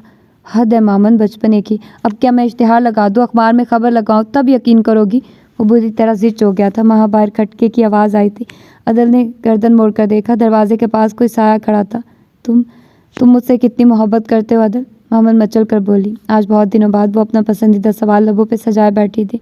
अदल ने नरमी से उसका दूसरा हाथ भी पकड़ लिया। बेहद, बेशुमार, बेहिसाब, बेपनाह और जितने बे रह गए उनको खुद साथ लगा लो। तुम मुझे बहुत अजीज़ हो, मुझे तुमसे बहुत मोहब्बत है। अब आए दिन बीमार रहकर मेरा इम्तिहान मत लिया करो। अदल ने उसके गालों पे फिसलते आंसू पूंछ कर कहा था। मोमन लम्हों में शांत हो गई थी। उसके सुनहरे चेहरे पे सुकून बिखर गया था और उसे मुतमईन देखकर अदल भी पुरसुकून हो गया था। अब तुम आराम करो, मैं ज़रा जिम का चक्कर लगाऊं। वो मोमन की नाक खींचता बाहर की तरफ आया। तब उसने दरवाजे के पास नज़रें झुकाए खड़ी जोई को देखा था। वो हाथ में सूप का प्याला लिए खड़ी थी। गफीरा चाची ने दिया है मोमन के लिए, उसने हकलाकर वजाहत की थी। अदल ने गौर नहीं किया था, वो जल्दी में था, वरना उसकी झुकी पलकों पे अटकी शबनम को देख लेता, उसके चेहरे पे फैले कर्ब को खोज लेता। वो किस अजियत और दर्द से गुजर रही थी। उसकी तो ज़िंदगी रूठ गई थी। उसे यूँ लगा वो खड़े खड़े ढह जाएगी, बिखर जाएगी। उसे अदल की बाज़गश्त सुनाई दे रही थी। उसके यकीन दिलाते लफ्ज़ जो सिर्फ मोमन के लिए थे, उसका मोहब्बत की आंच देता लहजा। तो मोमन ठीक कहती थी, अदल उससे मोहब्बत करता था, तो फिर जोई के लिए कैसे जज्बात रखता था? एक गरीब कज़न, यतीम कज़न के लिए महज हमदर्दी, उनसियत जो उसकी फितरत का हिस्सा था। हमदर्दी करना, ख्याल रखना, तवज्जो देना, इज़्ज़त देना। उसके हाथ में पकड़ी ट्रे कपकपाने लगी। माँ खुले बेडरूम से मोमन की गरूर में डूबी आवाज़ आई, जोई क्या पत्थर में ढल गई हो? अंदर आ जाओ। उसके लहजे में वाज़े मस्ती थी, जैसे अदल के मुंह से निकला इजहार ख़ास तौर पर जोई को सुनवाकर अब उसकी हालत ज़ार से लुत्फ़ उठा रही थी। तो गोया उसने जोई की मौजूदगी महसूस करके जानते बूझते ऐसी सूरत हाल पैदा की थी। जोई ने संभल कर प्याला उसकी तरफ बढ़ा दिया था, जिसे लेकर मोमन ने साइड टेबल पर रख दिया। अब वो उसे इशारे से बैठने का कह रही थी। عدل مجھے بہت چاہتا ہے، تم نے سن لیا نا، مجھ سے محبت میں اور باقی لوگوں سے انسیت میں بہت فرق ہے۔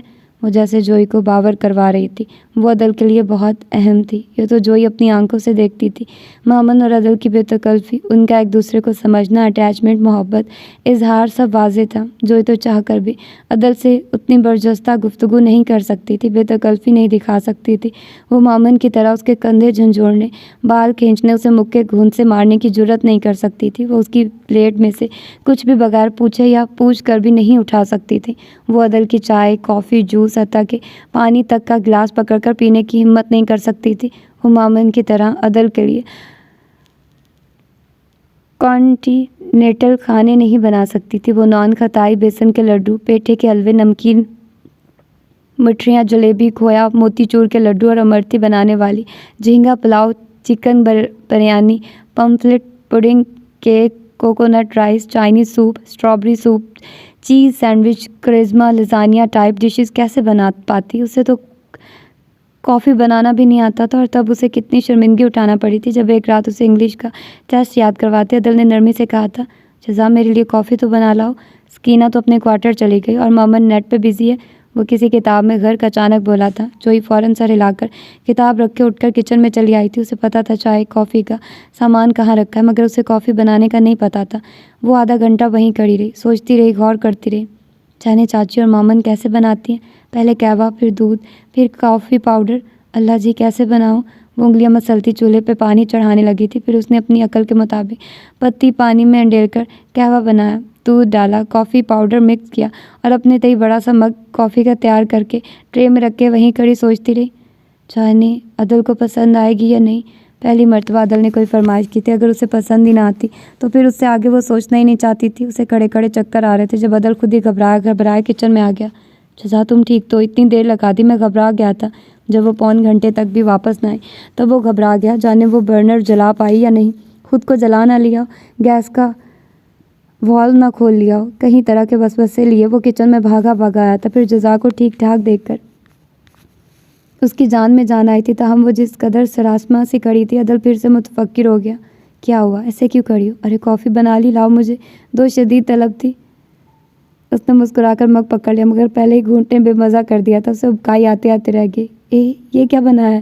وہ بری طرح حیران ہو کر مگ میں جھانکنے لگا تھا۔ مگ میں کالا سیاہ عجیب رنگت کا کوئی محلول تھا۔ پسند نہیں آئی کیا؟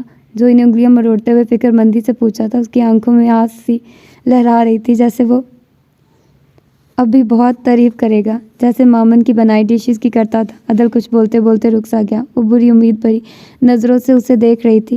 بہت اچھی بنائی ہے، بہت الگ، منفرد اور مزیدار سا ٹیسٹ آ رہا ہے۔ افریقی برانڈڈ کافی ہے، بہت اعلیٰ، بہت لاجواب۔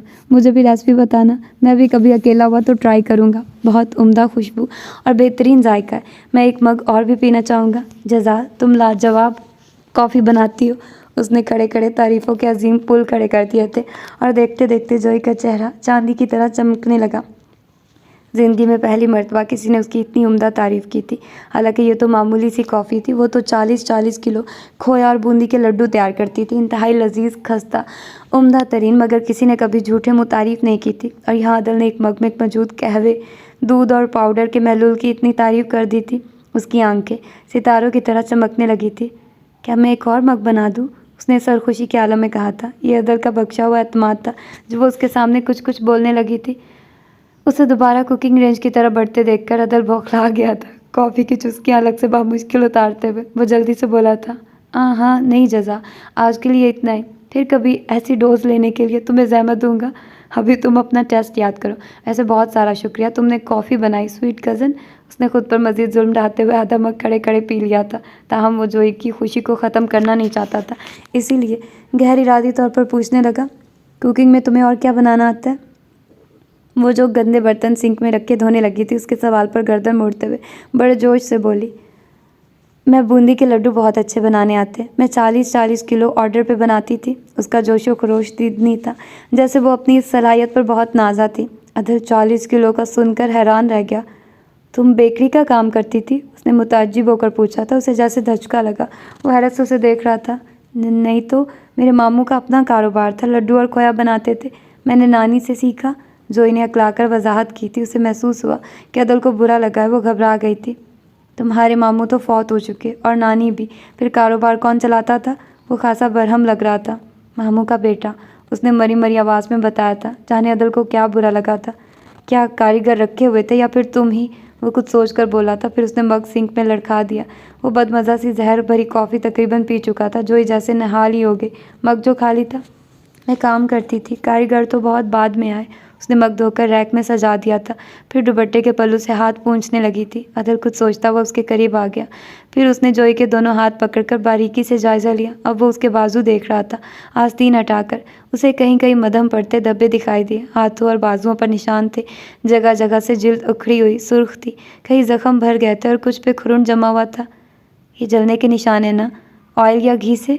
वो मुतफक्किर सा पूछ रहा था। जोई हैरान सी सर हिलाने लगी।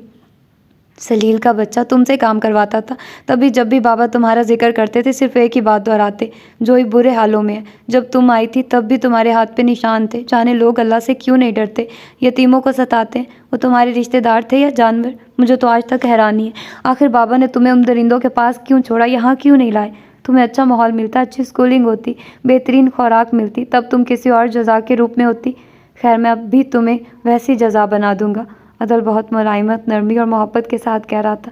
उसकी आंखों में हल्की सी चमक थी, जैसे हल्की सी औस गिरी हो, बाबा की याद में या फिर जोई की तकलीफ़ के एहसास से। मैं आपको बूंदी के लड्डू बनाकर खिलाऊंगी। आपने ऐसे लड्डू उम्र भर न खाए होंगे। वो उसे तकलीफ़ के एहसास से बाहर निकाल आई थी। तब वो चौंक कर सर हिलाने लगा। इस कॉफ़ी जैसे मज़ेदार? वो सहम गया था और हंसने लगा। फिर उसके सर पे चपत लगाकर बोला, हाँ ज़रूर, मैं वो लड्डू खाऊंगा और जो बच गया अपने साथ ले जाऊंगा। मेरे और मोमी के ट्रेनिंग ऑर्डर आने वाले हैं। फिर वो उसे टेस्ट के मुतालिक ताकीद करके मुड़ गया, जबकि जोई पत्थर में ढली मूरत बन गई थी।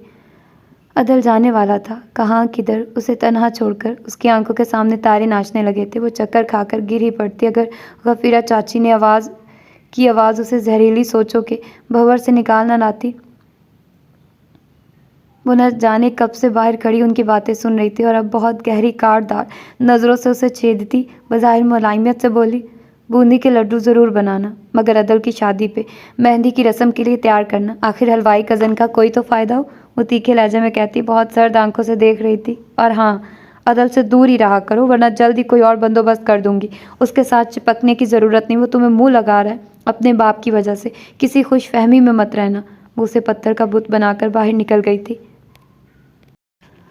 उसके लिए वक्त फिर सरल का दरख्त बन गया, ऊंचा, लंबा, सीधा और तवील, जिस पर चढ़ना निहायत मुश्किल था। और वो चढ़ते हुए वक्त को बरतते हुए हाँप हाँप जा रही थी। गफीरा और मामन ने उसके लिए खामोश महाज खड़ा कर लिया था। ये खामोशी तब टूट जाती जब अदल नज़र से ओझल होता था। अगरचे उसके सामने भी वो कचोके लगाने से बाज नहीं आती थी। मामन तो फिर कभी लिहाज कर जाती थी, मुरव्वत बरत जाती थी, मगर गफीरा दो धारी तलवार थी, कभी शहद बन जाती, कभी जहर। और उन्हें जोई की ज़ात को पैरों तले कुचल कर ज़रा भर शर्मिंदगी महसूस होती थी। ना शर्मसारी, ना निदामत। और अब तो वो जोई को उसकी माँ के हवाले से भी ताने देती थी। तुम्हारी माँ वाला जादू अब नहीं चलेगा। उसने भी कई साल मेरे शौहर को अपने दाम में फंसाए रखा। मैं अपने बेटे को तुम्हारे जाल में फंसने नहीं दूंगी। वो खून ख्वार नज़रों से उसे घूरती थी और जोई सहम कर किसी कोने में घुस जाती। हर्फ शिकायत तो उसकी ज़बान पे कभी आता ही नहीं था और उसकी इतनी जुर्रत भी नहीं थी जो वो अदल को गफीरा के बारे में बता सकती। फिर अगर बता भी देती तो क्या खबर, अदल माँ से बदगुमान हो जाता और गफीरा चाची उसका सांस लेना भी मुहाल कर देती। इतना तो वो समझ ही चुकी थी कि अब उसका जीना मरना बस यही है। उसकी इज्जत महफूज थी, बस उसके कनात पसंद दिल के लिए उतना ही काफ़ी था।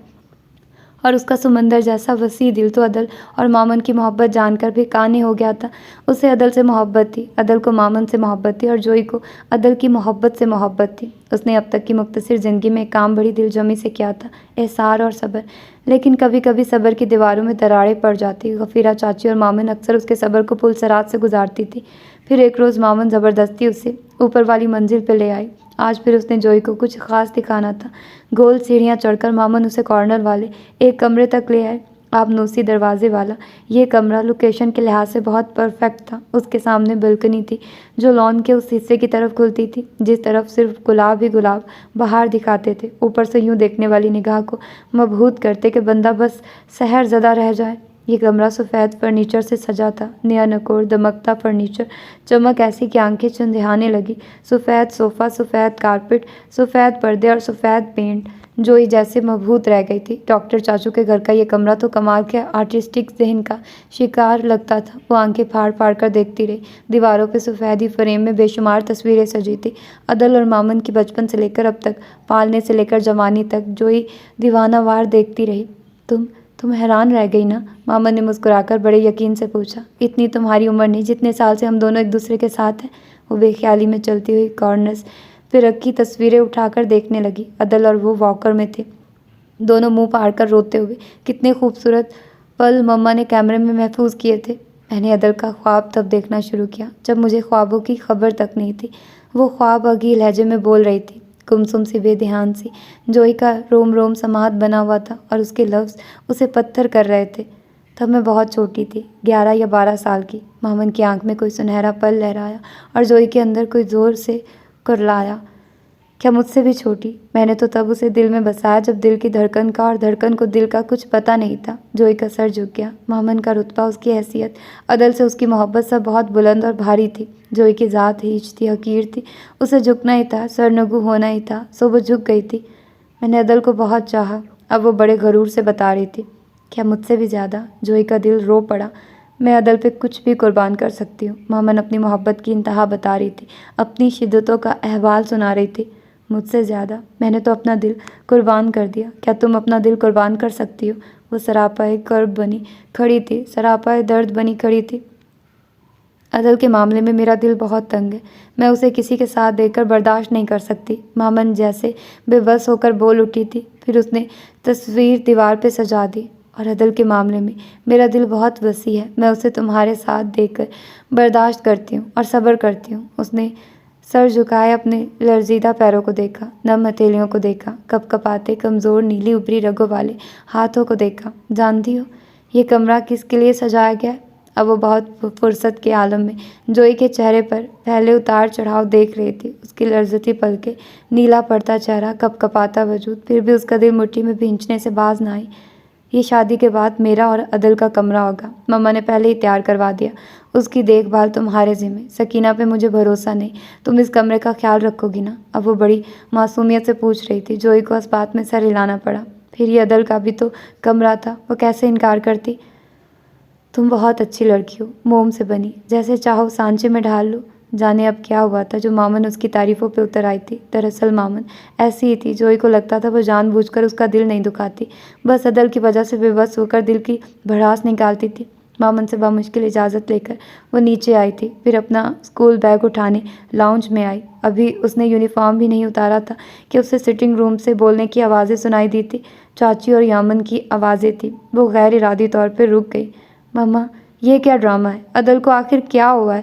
اس لڑکی کو اٹھا کر گھر لے آیا، اوپر سے اس کی خاطر گھن چکر بنا ہوا ہے۔ یامن بہت بھری بیٹھی تھی۔ در حقیقت مامن کی بکھری بکھری شکستہ حالت کسی سے ڈھکی چھپی نہیں تھی، بہت کچھ دیکھتے ہوئے بھی وہ چپ رہنے پر مجبور تھی۔ عدل کی پیشانی کے بل اسے خاموش کروا رہے تھے، وہ جوئی کے معاملے میں کسی کی سننے والا نہیں تھا۔ اس صورتحال میں یامن کی پوری ہمدردیاں اپنی بہن کے ساتھ تھی۔ آپ اس معاملے کو لٹکا کیوں رہی ہیں؟ بابا کا 40واں بھی ہو گیا، آپ عدل سے بات تو کریں، شادی نہ صحیح نکاح کے لیے ہی اسے راضی کریں۔ مامن کی حالت آپ دیکھ رہی ہیں۔ یامن جذباتی ہو کر چیخ پڑی تھی۔ تم فکر مت کرو، بہت جلد عدل اور مومی کی شادی کا فنکشن رکھوں گی، بس تھوڑا سا انتظار کر لو۔ انہوں نے سٹنگ روم کے دروازے پر کسی کی موجودگی محسوس کر کے آواز کچھ اور بلند کر لی تھی۔ انہیں یقین تھا باہر جزا کھڑی ہے۔ دونوں شادی کے معاملات ڈسکس کرنے لگی تھی، جبکہ جوئی لرزیدہ قدموں سے چلتے ہوئے اپنے کمرے میں آ گئی۔ اس کے انگ انگ میں تھکن اتر آئی، دل قطرہ قطرہ پگھلنے لگا۔ اور یہ تو طے ہے کہ تم میرے نصیب میں کہیں نہیں۔ اس نے آنکھیں میچ کر بہت سے آنسو اندر اتارے۔ پھر بھی میرے دل کے سکون، خوشی اور راحت کے لیے تمہارا سامنے ہونا، تمہاری ذرا سی توجہ اور محبت ہی کافی ہے۔ جوئی نے اسے دہانے بازو سے بندھی تھیلی کو ہاتھ لگا کر محسوس کیا، اس کا دل جیسے چین کے احساس سے بھر گیا تھا۔ کیا اس سے بڑھ کر کوئی قناعت تھی؟ میں تم سے، تمہاری محبت سے، تمہاری خوشی سے جلوں گی، ایسا کبھی نہیں ہوگا۔ تم میرے ہو یا نہ ہو، میری ہر دعا تمہارے لیے ہے۔ اس کی آنکھوں میں عدل کا سراپا چھم سے اتر آیا۔ محبت حسد کرنے، چھین لینے، بد دعا دینے کا نام نہیں۔ محبت تنگ دلی کا نام نہیں۔ محبت کسی اندھے جنونی جذبے کا نام نہیں۔ محبت انتہا نہیں، محبت بقا ہے۔ محبت وفا ہے، محبت اثار ہے۔ محبت دل کو بوند نہیں، پہر کرتی ہے۔ تمہاری عدل سے محبت اور میری عدل سے محبت میں بہت فرق ہے مامن، بہت زمین اور آسمان جتنا فرق۔ تم اس فرق کی عمر بھر بھی پیمائش نہ کر سکو گی۔ تم میری طرح عدل کو کبھی نہ چاہ سکو گی۔ اس کی آنکھ میں مامن کا تصور بھی اتر آیا۔ عدل کو تم سے محبت ہے، تمہیں عدل سے محبت ہے، اور مجھے تم دونوں سے محبت ہے۔ میری محبت کے معراج کو تم دونوں نہ پہنچ پاؤ گے۔ اس نے آنکھ سے گرتے سارے آنسو پونچھ لیے۔ وہ عدل اور مامن کی خوشیوں، تمناؤں اور آرزوؤں کی راہ میں اپنے آنسوؤں کی ایک بوند بھی گرانا نہیں چاہتی تھی۔ یہ اس کے صبر کی ابتدا اور محبت کی انتہا تھی۔ دن پر دن الٹتے گئے، تاریخیں بدلتی رہی، مہینے گزرتے رہے۔ عدل اور مامن کی ٹریننگ ختم ہوئی، بیچ میں کچھ دن کا ریسٹ آیا اور مسافروں نے سفر کے لیے سامان باندھ لیے۔ ان دونوں کی پہلی پوسٹنگ اردن میں ہوئی۔ نیا سفر تھا، نئی من چاہی منزل تھی۔ دونوں بے انتہا پرجوش اور خوش تھے، اور ان دونوں کو خوشی دیکھ کر جوئی کا دل سجدہ شکر بجا لاتا تھا۔ عدل مامن کو دیکھ کر خوش ہوتا تھا، جوئی عدل کو دیکھ کر مسرور رہتی تھی۔ ان دونوں کی خوشی اور سلامتی عمر بھر کے لیے جزاک کبیر کی دعا بن گئی۔ اس کی دعا کی تپش اور محبت کی گرماہٹ تھی جو عدل کے دل تک ہر گزرتے دن کے ساتھ خود بخود پہنچتی رہتی۔ اس کا دل جوئی کی طرف کھنچتا، لپکتا، مائل ہوتا، اور وہ جیسے بے بس ہو جاتا۔ ہاں، تب وہ یہ سمجھتا تھا کہ جوئی کو اپنے پیچھے تنہا چھوڑ کر جانے کے احساس سے اس کا دل بے چین ہے، شاید مما اور یامن کے رویے کی وجہ سے۔ جانے وہ لوگ اس کے ساتھ کیسا سلوک کریں۔ اگر بابا ہوتے تو اسے جوئی کی فکر نہ ہوتی، مگر اب اس کا دل بہت بے چین تھا، اور اس کی بے چینیوں کا رخ بدلنے کے لیے غفیرہ نے شادی کا ہنگامہ جتا لیا۔ بہت شارٹ نوٹس پہ شادی تھی، محض 10 دن کے اندر اندر غفیرہ نے عدل کو اپنی محبت کا واسطہ دے کر منا لیا۔ حالانکہ ابھی 1 سال تک اس کا شادی کرنے کا ارادہ نہیں تھا، مگر غفیرہ کے آنسوں سے پسیج گیا۔ پھر شادی کے فنکشن شروع ہوئے، مہندی، بارات، ولیمہ، ایک سے بڑھ کر ایک فنکشن تھا، بہت ہی شاندار، بہت دھوم دھام نظر آئے۔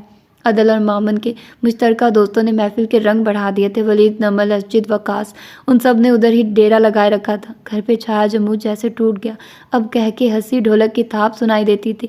ان کے دوست بہت ہنگامہ پرور تھے، گھر میں ادھم مچائے رکھتے، اور اسی ہنگامے میں عدل کا دوست ولید موتی چور کے لڈو بناتی جزا کا اسیر ہو گیا۔ وہ اسے بہت اچھی لگی، اپنے کام میں مگن، دھیما دھیما ہنستی، بہت سادہ اور معصوم سی لڑکی۔ اس کے بنائے لڈوؤں کی جیسے دھوم مچ گئی۔ عدل کے دوست اس کے گرویدہ ہو گئے۔ ہم تو لڈوؤں پہ مر مٹ گئے۔ یہ ولید تھا، چوری چوری جوئی کو آتے جاتے دیکھتا ہوا۔ لڈوؤں پہ، یا پھر نمل اس کی چوری پکڑ لیتی۔ تاہم ولید اپنی پسندیدگی عدل تک نہ پہنچا پایا۔ وہ عدل کا بیج فیلو تھا، اور مامن عدل کے ساتھ ہی اردن بجانے والا تھا۔ وہ تو نم نم آنکھوں کو چپکتی، دل پہ جانے کیسے بھاری بوجھ لیے چلتی پھرتی۔ اس اداس لڑکی تک بھی اپنی پسندیدگی پہنچا نہیں پایا تھا، اور شادی کے فنکشن خیریت سے انجام کو پہنچ گئے، زندگی معمول پہ آ گئی۔ جزا کبیر ایک بڑے پہنچال سے بڑے ہی صبر اور حوصلے کے ساتھ گزر گئی۔ مگر اس سے پہلے کیا ہوا؟ عدل کی مہندی والی رات، جب خلقت پہ نیند چھا چکی تھی، جب رات نے سیاہ لبادہ اوڑھ لیا تھا، جب وہ چھوٹی سی پہاڑی لڑکی ایک تاریک گوشے میں دب کی اپنے داہنے بازو سے بندھی ہتھیلی کو کھول کر اس خستہ سے پیلے کاغذ کو دیکھ دیکھ کر اپنے دل کو شانت کر رہی تھی، اچانک دروازہ کھلا اور کوئی چپکے سے اندر داخل ہوا۔ جزا اچانک گھبرا گئی تھی۔ اس نے غیر ارادی طور پر خستہ سے اس پیلے کاغذ کو سینے سے لگا کر اپنے تہی چھپانے کی اور آنے والی ہستی کی نظر سے اوجھل کرنے کی کوشش کی تھی، مگر یہ کوشش بے سود ثابت ہوئی۔ غفیرہ نے نہ صرف وہ پیلا خستہ کاغذ دیکھ لیا بلکہ جھپٹ بھی لیا۔ ان کے تیور بڑے بھیانک اور خطرناک ہو گئے تھے، آنکھوں سے جیسے شعلے لپکنے لگے۔ یہ تمہارے پاس کہاں سے آیا؟ ان کا چہرہ خون رنگ ہو گیا، جبکہ جوئی کی حالت قابل رحم تھی۔ وہ ان کے غیظ پہ تھر تھر کانپنے لگی، خوف سے اس کی گھگھی بن گئی، وہ جیسے رنگے ہاتھوں پکڑی گئی تھی۔ اس کی خاموشی نے غفیرہ کو اور تیش دلا دیا تھا۔ انہوں نے اپنے ہاتھ کی آہنی گرفت میں اس کا چہرہ دبوچ کر جھٹکا دیا۔ بولو، یہ کہاں سے آیا؟ کس نے تمہیں دیا؟ ان پہ تیش چڑھتا جا رہا تھا۔ میری نانی نے، اس نے بامشکل ہکلا کر بتایا۔ اس کی آنکھ جھک گئی، پھر بھی سر بھی جھک گیا۔ اور تو ثبوت لیے پھرتی ہو، مکار بڑھیا، سارے سبق پڑھا کر مری، انہوں نے غیظ بھرے لہجے میں کہتے ہوئے اس خستہ کاغذ کے کہیں پرزے کر دیے تھے۔ جوئی کا دل جیسے پرزا پرزا ہو گیا، وہ غفیرہ کے قدموں میں جا گری۔ رب کا واسطہ چاچی، ایسا نہ کریں۔ وہ فرش پہ گرے ٹکڑے اٹھانے لگی۔ یہ کیا ظلم کیا چاچی، یہ کیسا غضب کیا چاچی، ننھے کاغذ کے پرزوں کو چومنے لگی۔ اپنی اوڑھنی میں اکٹھا کرنے لگی، جبکہ غفیرہ پرسکون کھڑی اس کی بے قراری دیکھ رہی تھی۔ ان کا طیش اتر چکا تھا، جیسے وہ ایک اور قصہ تمام کر چکی تھی۔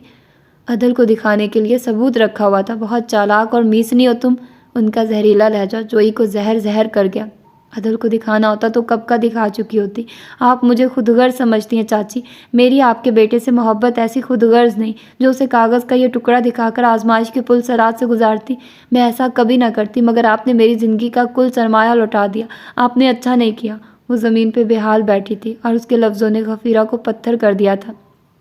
میری آپ کے بیٹے سے محبت ایسی نہیں جو اسے آزمائش کے پل صراط سے گزارتی۔ جوئی کے الفاظ ان کے منہ پر تمانچے کی طرح پڑ رہے تھے۔ ان کے دل پر عجیب سا بوجھ لد گیا۔ آپ کا بیٹا آسمان کا چاند ہے چاچی، اور چاند کا سنگی مامن جیسا روشن ستارہ ہو سکتا ہے۔ میں بھلا عدل جیسے چمکتے آسمان کے چاند کو زمین پر اترنے اور اپنے برابر کھڑا کرنے پہ کیسے مجبور کرتی؟ میں عدل کی مامن کے ساتھ محبت کو کیسے امتحان میں ڈالتی؟ میں عدل اور مامن کے درمیان کیسے آ جاتی؟ میں ان پڑھ، غریب، کم عقل، نادان اور جڑ ضرور ہوں، پر میں خائن نہیں، حاسد نہیں۔ میری ایسی اوقات کہاں تھی جو عدل کی طرف ہاتھ بڑھاتی؟ میں تو صرف اس کے لیے دعا کر سکتی ہوں اور کرتی رہوں گی۔ اس کی آواز مدھم ہو گئی، اس کے آنسو خشک ہو گئے۔ بہت بولنا آ گیا ہے تمہیں؟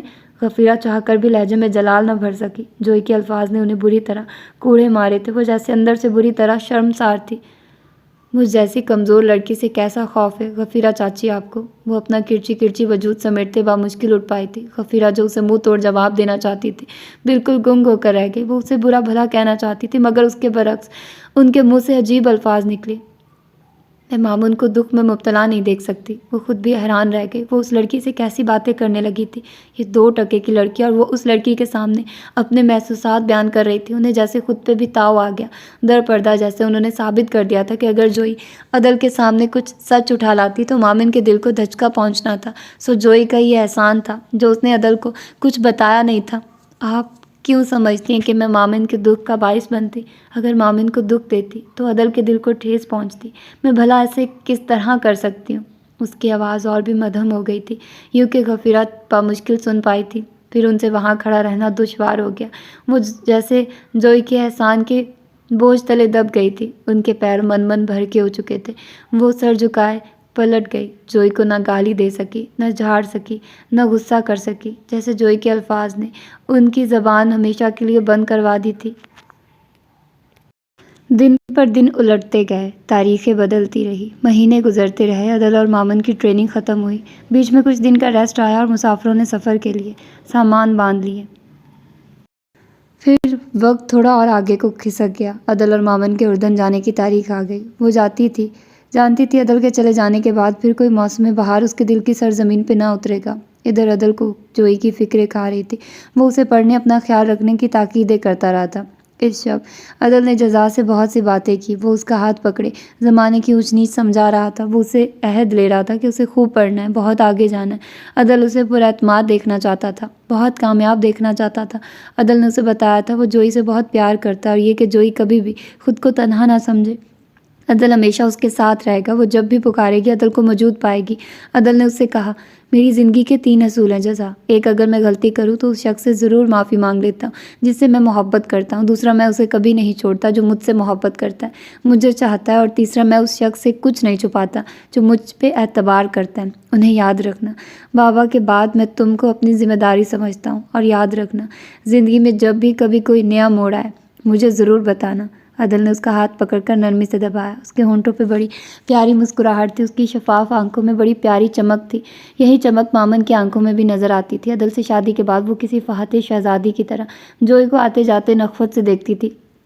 شادی کے بعد اس کی شخصیت میں اطراحٹ کی جھلک نظر آنے لگی تھی۔ اس کے نخرے بھی بڑھ گئے تھے، حالانکہ یہاں ہار جیت کا کوئی سوال ہی نہ تھا۔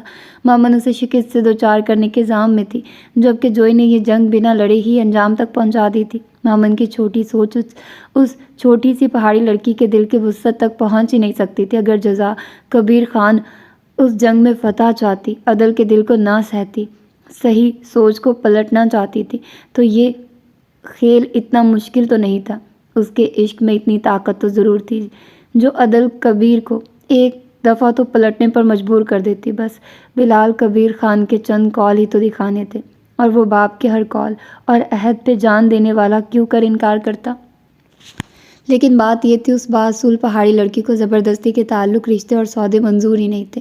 اس کی تو صرف ایک ہی خواہش تھی۔ عدل خود تمام سچائیوں کو جان کر سچے دل کے ساتھ اس کی طرف پلٹتا، چاہے اس خواہش کی تکمیل میں 10 سال لگتے یا 10 صدیاں۔ اسے انتظار کے زہر سے گھبراہٹ نہیں ہوتی تھی، اور ایک بات تو طے تھی، عدل کے نام، اس کے حوالے، تعلق اور رشتے کے علاوہ کوئی جزا کبیر کی زندگی میں نہ آنے والا تھا اور نہ آ سکتا تھا۔ ایک نام کی لذت سے سرشار وہ عمر کی تمام پونجی لٹا سکتی تھی، کیونکہ عدل کبیر کے نام سے بہتر حروف اب جد میں نہیں تھے۔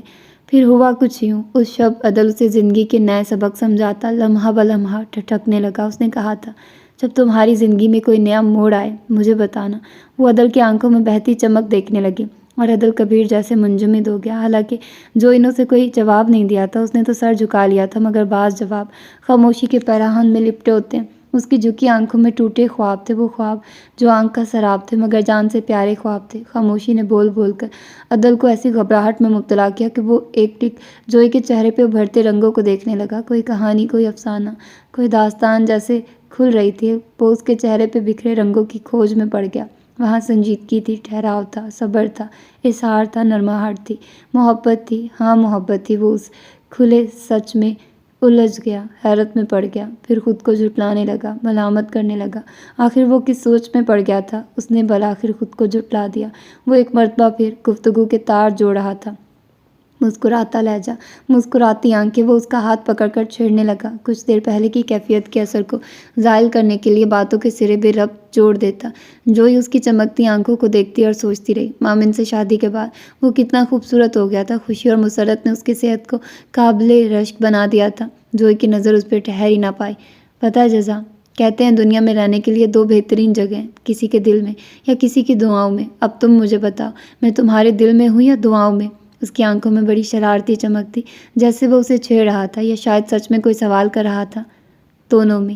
اس کا دل نرمی سے پکارا تھا۔ دل کی آواز شاید عدل تک پہنچ گئی تھی، تبھی تو وہ اچانک چپ ہو گیا تھا، یا شاید جوئی کے چہرے پہ پھیلے تاثرات اور رنگوں نے اسے منجمد کر دیا تھا۔ وہ اچانک اٹھا اور چلا گیا، ایک طویل ترین مدت کے لیے۔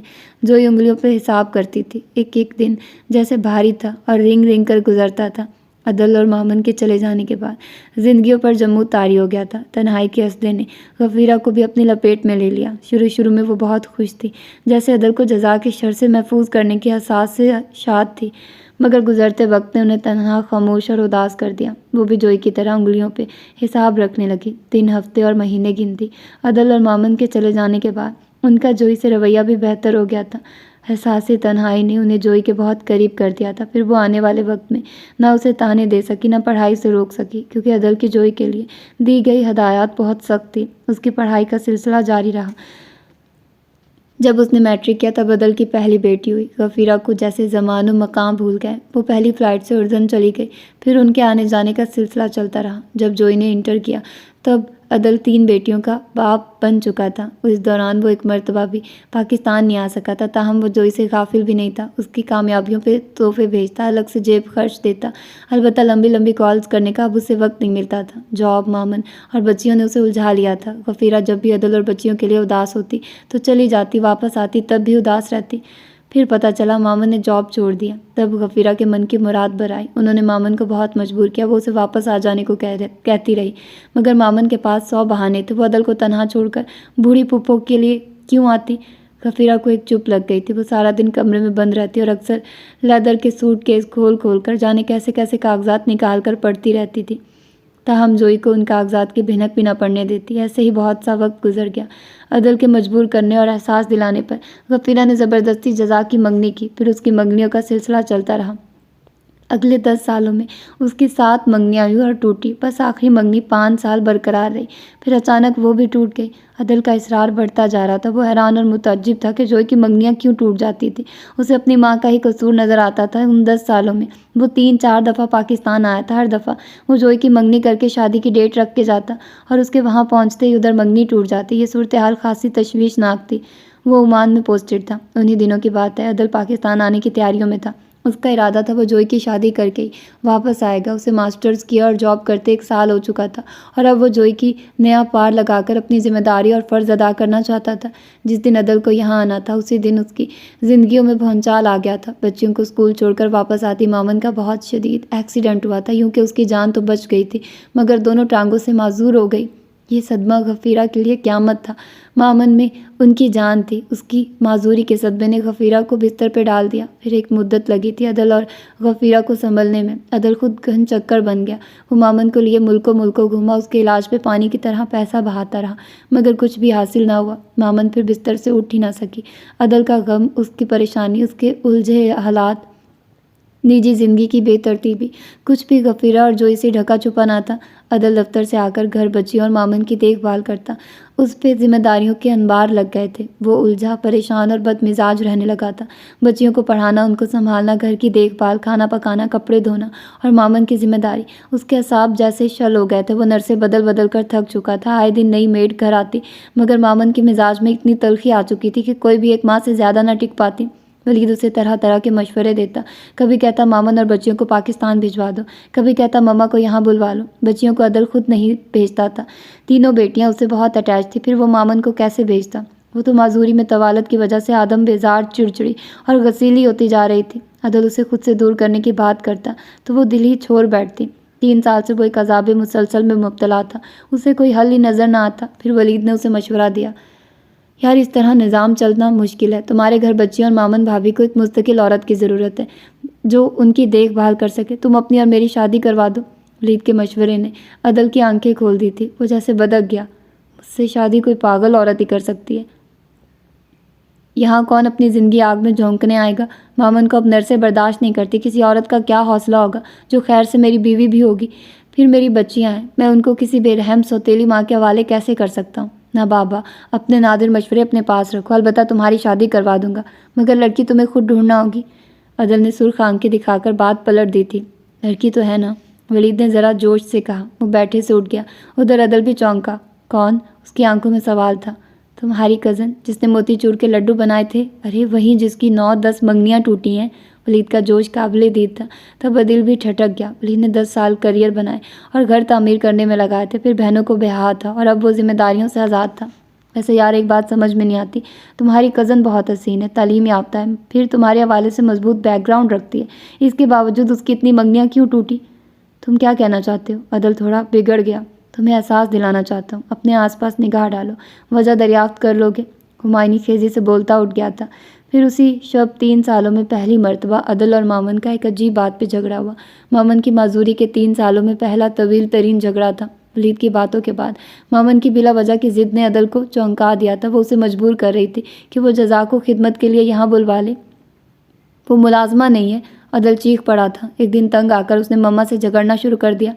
میری آپ کو بہت فکر ہے، اس یتیم لاوارث کا سوچا ہے جسے گھر میں باندھ رکھا ہے، اس کو بہاتی کیوں نہیں، کیوں اس کی منگنیاں توڑواتی ہیں؟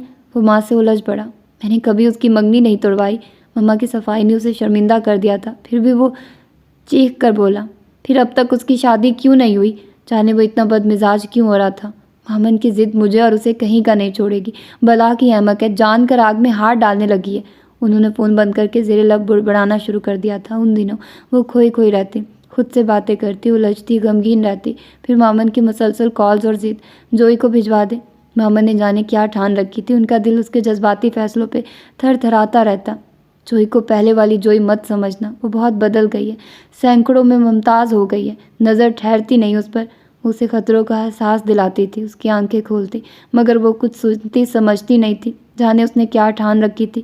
تب غفیرہ اچانک آ گئی۔ سچ تو یہ تھا گھر کی حالت بچیوں کے اجڑے ہولیے اور مامن کی شکستگی دیکھ کر انہوں نے زہر کا گھونٹ بھر کے مامن کے فیصلے سے اتفاق کر لیا۔ آپ مجھے احمق سمجھتی ہیں مما، پل صراط سے گزر کے یہ فیصلہ کیا ہے۔ خود سوچیے آخر کب تک عدل میری بیماری سے سمجھوتا کیے رہے گا؟ پھر میری بچیاں کیسی اجڑ پجڑ گئی ہیں، کن حالوں میں، نہ اسکول کا کام کرتی، نہ پڑھتی ہیں، نہ ٹھیک سے کھاتی ہیں۔ مجھے میری بچیوں کو ایک ہاؤس کیپر کی ضرورت ہے جو میرے گھر، بچیوں کو اور مجھے سنبھالے، خود کو مالک نہیں بلکہ ایک نگراں سمجھے، جو فطرتاً دبو ہو، لاوارث ہو، کوئی خاندان نہ رکھتی ہو، جس کا آگے پیچھے کوئی نہ ہو۔ ایسی تنہا، لاوارث، بے زبان، دبو اور کمزور لڑکی بھلا کہاں مل سکتی تھی؟ میں نے بہت سوچ سمجھ کے فیصلہ کیا ہے۔ وہ بہت سکون کے عالم میں انہیں اپنے فیصلے سے آگاہ کر رہی تھی۔ غفیرہ کے اندر اطمینان پھیلنے لگا۔ انہیں مامن کا فیصلہ درست لگا۔ پھر وہ یہی اطمینان لے کر واپس چلی گئی۔ پھر ایک دن ایک شاپنگ مال میں عدل کی ملاقات ایک طویل عرصے کے بعد واجد صاحب سے ہوئی تھی۔ وہی واجد صاحب جو اس کے بابا کے اسسٹنٹ تھے اور بابا کے آخری وقت میں ان کے ساتھ ساتھ رہے تھے۔ عدل انہیں دیکھ کر ایک ایسے خوش ہوا تھا جیسے اپنے بابا کو ہی دیکھ لیا۔ واجد صاحب بھی عدل سے بہت محبت اور جوش سے ملے۔ وہ بہت خوش مزاج انسان تھے۔ اس سے بڑی بے تکلفی سے بولے، اور شہزادے کیسی گزر رہی ہے؟ بچے کتنے ہیں؟ اور تمہاری بیوی کیسی ہے؟ وہ اسے لیے کیفے میں چلے گئے۔ 3 بیٹیاں بہت اچھی گزر رہی ہیں، عدل نے گہرا سانس کھینچ کر بتایا۔ وہ انہیں مامن کی معذوری اور اپنی نجی زندگی کی مشکلات کے بارے میں بتانا نہیں چاہتا تھا۔ ظاہر ہے جزا جیسی بیوی کے ہوتے ہوئے اچھی ہی گزرنی تھی۔ تمہارے چچا کی بیٹی، ڈاکٹر صاحب کی بھتیجی جس میں ڈاکٹر صاحب کی جان تھی، میں جزا سے مل نہیں سکا، تاہم بنا اسے دیکھے بھی ایک ایک نقش بتا سکتا ہوں۔ ڈاکٹر صاحب کی صبح اور شام اسی کے نام سے ہوتی تھی۔ واجد صاحب مسکراتے ہوئے کہیں کھو گئے تھے، جبکہ عدل کو کافی پیتے ایک دم اچھو لگ گیا۔ اس نے واجد صاحب کی غلط فہمی دور کرنا مناسب سمجھا تھا۔ آپ غلط سمجھے، میری شادی جزا سے نہیں ہوئی، میری کزن مامن سے ہوئی ہے۔ وہ سنجیدگی سے بولا تھا، جبکہ واجد صاحب کا منہ کھل گیا۔ یہ اطلاع ان کے لیے حیران کن تھی۔ وہ جیسے بھونکچا رہ گئے۔ جزا سے نہیں ہوئی؟ کیوں؟ کیا تم نے ڈاکٹر صاحب کی خواہش پوری نہیں کی؟ تم نے عہد نہیں نبھایا؟ وہ بے ربط بولتے چلے گئے تھے، پھر جیسے سنبھل کر چپ کر گئے۔ تاہم عدل بے چین ہو گیا تھا۔ وہ ان کی بات قطع نہیں سمجھا تھا۔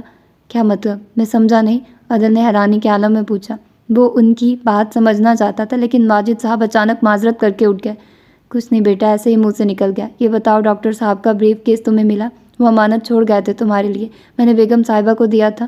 وہ جاتے جاتے پھر پلٹ آئے۔ عدل نفی میں سر ہلانا چاہتا تھا، پھر اچانک رک گیا اور اس کے ہاں کہنے پر وہ عجیب سے انداز میں، پھر بھی تم نے زیر لب کہتے ہوئے پلٹ گئے تھے۔ ان کا رویہ اور انداز عجیب تھا۔ وہ جاتے جاتے زیر لب بڑبڑا کر رہ گئے تھے، بس آج کل کے بچوں کو اپنی خوشیاں، چاہت، تمنا، محبت عزیز ہے، والدین کی خواہش خوشی کو کچھ سمجھتے ہی نہیں۔ وہ بڑبڑاتے ہوئے چلے گئے تھے، جبکہ عدل کے سامنے کہیں سوالیہ نشان چھوڑ گئے۔ آخر انہوں نے جزا کا ذکر کیوں کیا؟ بابا کیا چاہتے تھے؟ ان کی خواہش کیا تھی؟ انہوں نے مجھ سے ذکر کیوں نہ کیا؟ مجھ سے کہتے، مجھے بتاتے۔ وہ الجھتا ہوا گھر آ گیا، تاہم ان سوالوں کے جواب کھوج نہیں پایا تھا۔ پھر کچھ دن مزید گزر گئے۔ عدل کے ذہن سے واجد صاحب کی باتیں نکلتی نہیں تھیں۔ وہ اکثر تنہائی میں واجد صاحب کی باتیں سوچنے لگتا تھا، پھر اسے بابا کی گفتگو یاد آتی، ان کی باتیں ذہن کے دریچوں پہ دستک دینے لگتی۔ تم 2 لوگوں کے لیے میں کچھ بھی قربان کر سکتا ہوں، ایک میں اور ایک۔ اس کا الجھن بھرا سوال ان کے چہرے پہ روشنی بکھیر گیا تھا۔ وہ روشن آنکھوں سے عدل کو دیکھنے لگا۔ عدل اور جزا، انہوں نے عدل کی زندگی کے افسانے کو تب ہی مکمل کر دیا تھا جب وہ کچھ جانتا نہیں تھا۔ وہ تو اب بھی کچھ نہیں جانتا تھا، مگر پھر بھی کچھ نہ کچھ جاننے لگا تھا۔ واجد صاحب کی گفتگو، بابا کی خواہش، ان کے الفاظ، ان کی پہلی اور آخری تمنا، عدل اور جزا، تو گویا اس کے بابا عدل اور جزا کو عمر بھر ایک ساتھ دیکھنا چاہتے تھے۔ یہ ان کی خواہش تھی، ان کی جنونی خواہش۔ عدل کا دل مٹھی میں بھر آیا۔ اس نے اپنے بابا کی خواہش کے ساتھ کیا کیا تھا؟ اسے جو ہی یاد آئی، ایک خاموش کردار، ایک صابر اور قناعت پسند لڑکی، ایک محنت کش، سیدھی سادی لڑکی جو عدل کو چوری چوری، چپکے چپکے پہروں دیکھتی، پھر اس کے چہرے پہ پھیلتے تاثرات ایک کہانی سناتے، لہروں کی شکل میں چہرے پہ بکھرتے رنگ۔ اس کی آنکھ میں اتری خاموش سسکتی بہت پرانی کہانی، اور ایک بلکتا ہوا جوش کھاتا بے بس سا راز، ایک روح میں اتر جانے والی خاموش بے چین مگر کہانی محبت۔ وہ آخری ملاقات جو جوئی کے دل کا ہر حال اسے سنا گئی تھی۔ پھر عشق اور مشق بھلا چھپنے والے کہاں تھے؟ وہ جوئی کے اندر کا حال جان کر تڑپ اٹھا تھا۔ یہ نادان لڑکی کس راہ پہ چل پڑی تھی؟ وہ تھرا اٹھا تھا، پھر اٹھ گیا، مڑ گیا، ایک لمبے سفر پہ نکل گیا۔ پھر سچ تو یہ تھا، عدل جان بوجھ کر پاکستان جانے سے کترانے لگا تھا۔ وہ مما کو یہاں بلوا لیتا، مگر جوئی کو نہیں۔ وہ اس کی آنکھوں اور محبت سے ڈرنے لگا تھا، وہ اپنے کمزور ہونے سے ڈرنے لگا تھا، وہ مامن سے بے وفائی نہ کرے، اس بات سے خوف کھانے لگا تھا۔ لیکن ایک بات وہ نہیں جانتا تھا، جوئی کی محبت میں مقناطیس جیسی طاقت ہے۔ اس کا دل بلا وجہ کھنچتا، وہ خود کو بہلاتا رہتا، خود کو سمجھاتا رہتا جوئی اس کی ذمہ داری ہے، اسی لیے اس کے بارے میں متفکر رہتا ہے۔ وہ خود کو جواز دے کر چپ کروا دیتا تھا، مگر اسے سوچنے سے خود کو روک نہیں پاتا تھا۔ پھر اس کی زندگی میں مامن کی معذوری بھونچال لے آئے، وہ بکھرنے اور ٹوٹنے لگا۔ پھر انہی دنوں مامن کا اصرار، ضد اور جھگڑے طول پکڑتے گئے۔ وہ جوئی کو یہاں بلوا رہی تھی، تب وہ اندر سے کھٹک گیا تھا۔ کیا مامن اپنے کسی مقصد کے لیے جوئی کو استعمال کرنا چاہتی تھی؟ اتنی تو اسے خبر تھی کہ مامن بہت مفاد پرست ہے، اپنے فائدے کے لیے کچھ بھی کر سکتی ہے۔ پھر انہی دنوں جزا آ گئی اور اس کے آتے ہی جیسے اس کی زندگی کا ہر الجھاؤ بے ترتیبی ترتیب میں بدل گئی۔ اس نے جادو کی چھڑی سے سب کچھ بدل دیا۔ اس کا گھر پھر سے بن گیا۔ اس کی بچیاں صاف ستھری اسکول جانے لگی، انہیں وقت پہ کھانا ملتا، ان کا ہوم ورک مکمل ہوتا، گھر بھی صاف ستھرا نظر آتا۔ مامن کی دیکھ بھال بہترین ہونے لگی، اس کی دوائی اور خوراک وقت پہ ملتی، جزا اسے صبح سویرے بنا سوار دیتی، اس کی کنگھی کرتی، کپڑے استری کر کے دیتی، اسے وقت پہ کھانا ملتا، دوا ملتی۔ وہ دنوں میں بہتری کی طرف آ رہی تھی۔ جزا کے آتے ہی عدل کی زندگی میں سکون بھر گیا تھا۔ ادھر مامن نے جیسا سوچا تھا ویسا ہی ہوا۔ اس کی توقع کے مطابق جوئی بے دام کی غلام ثابت ہوئی، ایک خاموش کردار جس کا مقصد اس گھر کی بہتری اور گھر والوں کی خدمت کے سوا کچھ نہ تھا۔ اور خاص طور پہ مامن کی صحت بہتر ہو رہی تھی، وہ جیسے 3 سال میں پہلی مرتبہ پرسکون ہوا تھا، اور اس کا سکون اب دھیرے دھیرے مامن کو بے سکون کر رہا تھا۔ وہ اپنے فیصلے اور ضد پہ پچھتاتی۔ پھر اس نے آہستہ آہستہ بہت تکلیف دہ منظر دیکھنے شروع کیے۔ وہ اپنی آنکھوں سے دیکھتی اور اپنے ہی دماغ سے سوچتی تھی۔ اس کے ارد گرد خطرے کے الارم بجنے لگے تھے، کیونکہ اس کی نگاہ جوئی اور عدل کا بڑھتا التفات دیکھ رہی تھی۔ عدل کی نظروں کے نرم گرم تاثر، جوئی کی فکر کرنا، اس کا مشغول رہنا، اس کا خیال رکھنا۔ وہ بچیوں کے ساتھ آؤٹنگ پہ بھی جاتی تھی، پارک میں جاتی، ہر چھٹی کے روز عدل کے ساتھ گھریلو شاپنگ بھی کرتی، گھر کی سیٹنگ مرضی سے بدلتی، نئی چیزیں خریدتی، گھر سنوارتی سجاتی۔ ان کا گھر پھر سے چمک دمک گیا تھا، اور مامن کے لیے جوئی کا ہر چیز میں گھسنا اور اپنی مرضی کرنا بہت تکلیف دیتا۔ پھر عدل اسے گھر سنوارنے کے لیے بڑی بڑی رقمیں دیتا تھا، پلٹ کے حساب بھی نہ لیتا، اس کے لیے شاپنگ کر کے لاتا، اس کی ضروریات کا خیال رکھتا۔ وہ کچھ بھی پہن کے آتی، اس کی تعریف کرتا۔ اگر دیکھا جائے تو یہ سب کچھ نیا نہیں تھا، وہ پہلے بھی جوئی کو اتنی توجہ، محبت اور عزت دیتا تھا، اور اب تو جوئی نے اس کا گھر بار سنبھال رکھا تھا، اس کی بیٹیوں کا خیال رکھتی تھی، انہیں پڑھاتی لکھاتی، توجہ اور بھرپور محبت دیتی تھی، وہ اس کا زیر بار رہتا تھا۔ تاہم مامن اب کسی اور رنگ میں دیکھنے لگی تھی، اسے یہ التفات ڈپریشن میں مبتلا کرنے لگا تھا۔ وہ اپسیٹ رہنے لگی، پریشان ہوتی، بے چین رہتی، پھر آہستہ آہستہ غصہ کرنے لگی، طنز کرنے لگی، اور جوئی ہمیشہ کی طرح نظر انداز کر دیتی، درگزر کر دیتی۔ وہ اس کی ذہنی کیفیت سمجھتی تھی، وہ ایک بیمار عورت کے خلاف کیوں کر عداوت پالتی، لیکن اگلے چند ہفتوں میں وہ زہر بھی اگلنے لگی۔ ہاں، جب سلطانہ آ گئی، سامنے والے فلیٹ میں ایک بیوہ عورت شفٹ ہوئی۔ وہ نہ صرف بیوہ تھی بلکہ بانجھ بھی تھی، معجبی سی صورت، کچھ موٹی تھوڑی بھدی۔ وہ اس کی بچیوں کے اسکول میں پڑھاتی تھی، بہت شریف، نیک اور صوم اور صلوات کی پابند عورت تھی۔ اولاد نہ ہونے کی وجہ سے بچوں کو خصوصی توجہ اور محبت دیتی، بلکہ بچوں پہ جان چھڑکتی تھی۔ فارغ اوقات میں اکثر مامن کے پاس آ جاتی، بلکہ مامن ہی اسے پیغام بھیج بھیج کر بلاتی تھی۔ وہ مامن کے سینکڑوں کام کرتی، برتن دھوتی، کپڑے دھوتی، بچوں کو سنبھالتی، نہلاتی دھلاتی، اس سیدھی سادی عورت کو جیسے ایک خوبصورت مصروفیت مل گئی تھی، جبکہ یہ صورتحال جوئی کے لیے حیران کن تھی۔ اس کا کام بالکل ختم ہو گیا، وہ جیسے فارغ ہو گئی۔ مامن سلطانہ سے کھانا بھی پکواتی تھی، اور بچیوں کو بھی اسی کے قریب رکھنے کی کوشش کرتی، بلکہ عدل کے بہت سے کام بھی سلطانہ کے سر ڈال دیتی، اور سلطانہ ایسی مٹی کی مادھو کہ مامن اسے نچائے جاتی اور وہ ناچے جاتی۔ بچوں کے لنچ بریک کی ٹیچر تھی، اور چھوٹے چھوٹے بچے تک اسے الو بیوقوف بنا کر چکمہ دے کر بھاگ جاتے تھے۔ مامن کو جیسے مفت کی کل وقتی ملازمہ مل گئی تھی، جس کی طرف سے کوئی خطرہ بھی نہیں تھا، جس کی طرف عدل نگاہ اٹھا کر بھی نہیں دیکھتا تھا، اور سلطانہ نامی عورت اس کا منصوبہ بھی مکمل کر سکتی تھی۔ اب گھر میں جوئی کو اپنا آپ مسفٹ لگتا تھا۔ مامن اب جوئی کو کسی کام کو ہاتھ لگانے نہیں دیتی تھی، نہ کچن میں جانے دیتی، اور نہ بچیوں کو اس کے قریب پٹکنے دیتی۔ کچھ دن جوئی نے تحمل سے سب کچھ برداشت کیا، مامن کی بکواس، اس کی کٹیلی باتیں، اس کا غصہ، طنز، اور یہاں سے جانے کے متعلق آہان تمیز گفتگو۔ پھر اس نے عدل سے بات کرنے کی ٹھان لی تھی۔ وہ یہاں گھر کی دیکھ بھال کے لیے آئی تھی، جب مامن کو اور بندہ مل چکا تھا۔ پھر جوئی کا یہاں رہنا بیکار تھا، وہ واپس پاکستان جانا چاہتی تھی۔ اس کا مدعا سن کر کچھ پل کے لیے عدل خاموش ہو گیا تھا، نہ جانے کیوں۔ اس کے جانے کا سن کر اس کے دل کو کچھ ہونے لگا تھا۔ تم کیوں جانا چاہتی ہو؟ کیا مامن نے کچھ کہا ہے؟ وہ مضطرب ہو گیا تھا، ابھی تو وہ چند دن سکون اور چین بھی نہیں لے پایا تھا، اور وہ جانے کی بات کرنے آ گئی تھی۔ ایسی کوئی بات نہیں، مامن کیوں کچھ کہے گی؟ دراصل سلطانہ آپا گھر کی دیکھ بھال کر رہی ہیں، بچیاں بھی ان سے اٹیچ ہیں، سو میں نے سوچا واپس چلی جاؤں، چاچی بھی تو اکیلی ہیں ادھر، اس نے عزلی نرم ٹھہرے لہجے میں بتایا۔ وہ مامن کی بدتمیزیاں چھپا گئی تھی، وہ ان دونوں میاں بیوی میں جھگڑے، لڑائیاں، رنجشیں نہیں ڈالنا چاہتی تھی۔ مامن نے اس کے ساتھ کیا کچھ نہیں کیا تھا، وہ عدل کو کچھ نہیں بتاتی تھی۔ یہ سلطانہ آپا کہاں سے ٹپک پڑی، اور مامن کو دیکھو، بیچاری سی عورت کو کام سے لگائے رکھتی ہے، عدل نے قدرے ناگواری سے کہا۔ وہ حیران تھا کہ مامن سلطانہ آپا سے اتنی اٹیچ کیوں ہے، اسے تو کوئی بندہ پسند ہی نہیں آتا تھا۔ سلطانہ آپا بہت بے ضرر خاتون ہیں، بہت اچھی ہیں، اور میرا خیال ہے مامن نے انہیں ہاؤس کیپر کے طور پہ رکھ لیا، انہوں نے بہت اچھے طریقے سے سب انتظام سنبھال لیا، اور ٹیچنگ بھی چھوڑ دی ہے۔ اس کا مطلب ہے انہیں بھی یہ جاب پسند آ گئی۔ جوئی نے بڑے تحمل کے ساتھ وضاحت کی تھی۔ اس کا سر جھکا ہوا تھا، وہ اپنے تاثرات عدل پہ ظاہر نہیں کرنا چاہتی تھی۔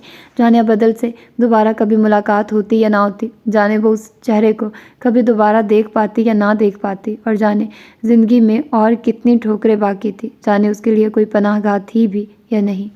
تم نے اپنے بارے میں کیا سوچا ہے؟ کچھ دیر کی خاموشی کے بعد سلطانہ آپا کی تعریفوں کو نظر انداز کر کے وہ جوئی سے ایک الگ بات پوچھ رہا تھا، اپنے مسائل سے ہٹ کر۔ کیا مطلب؟ جوئی کچھ پل کے لیے ہونک ہو گئی تھی۔ یہ عدل اب کون سے دفتر کھولنے والا تھا؟ تم نے اپنی شادی کے بارے میں کیا سوچا ہے؟ عدل نے پھر سے وضاحت کی۔ جوئی کا چہرہ سرخ ہو گیا، اس نے سر کچھ اور جھکا لیا۔ یہ لفظ شادی اسے اذیت کی بھٹی سے گزار دیتا تھا۔ یہاں میری بات کیوں چھیڑ دی؟ میرا کیا ذکر؟ وہ جزبز سی بولی۔ تم میری ذمہ داری ہو، یہ بات کیوں بھولتی ہو؟ آج مجھے ایک بات بتاؤ، تمہاری منگنیاں کیوں ٹوٹ جاتی ہیں؟ کیا مما کی وجہ سے؟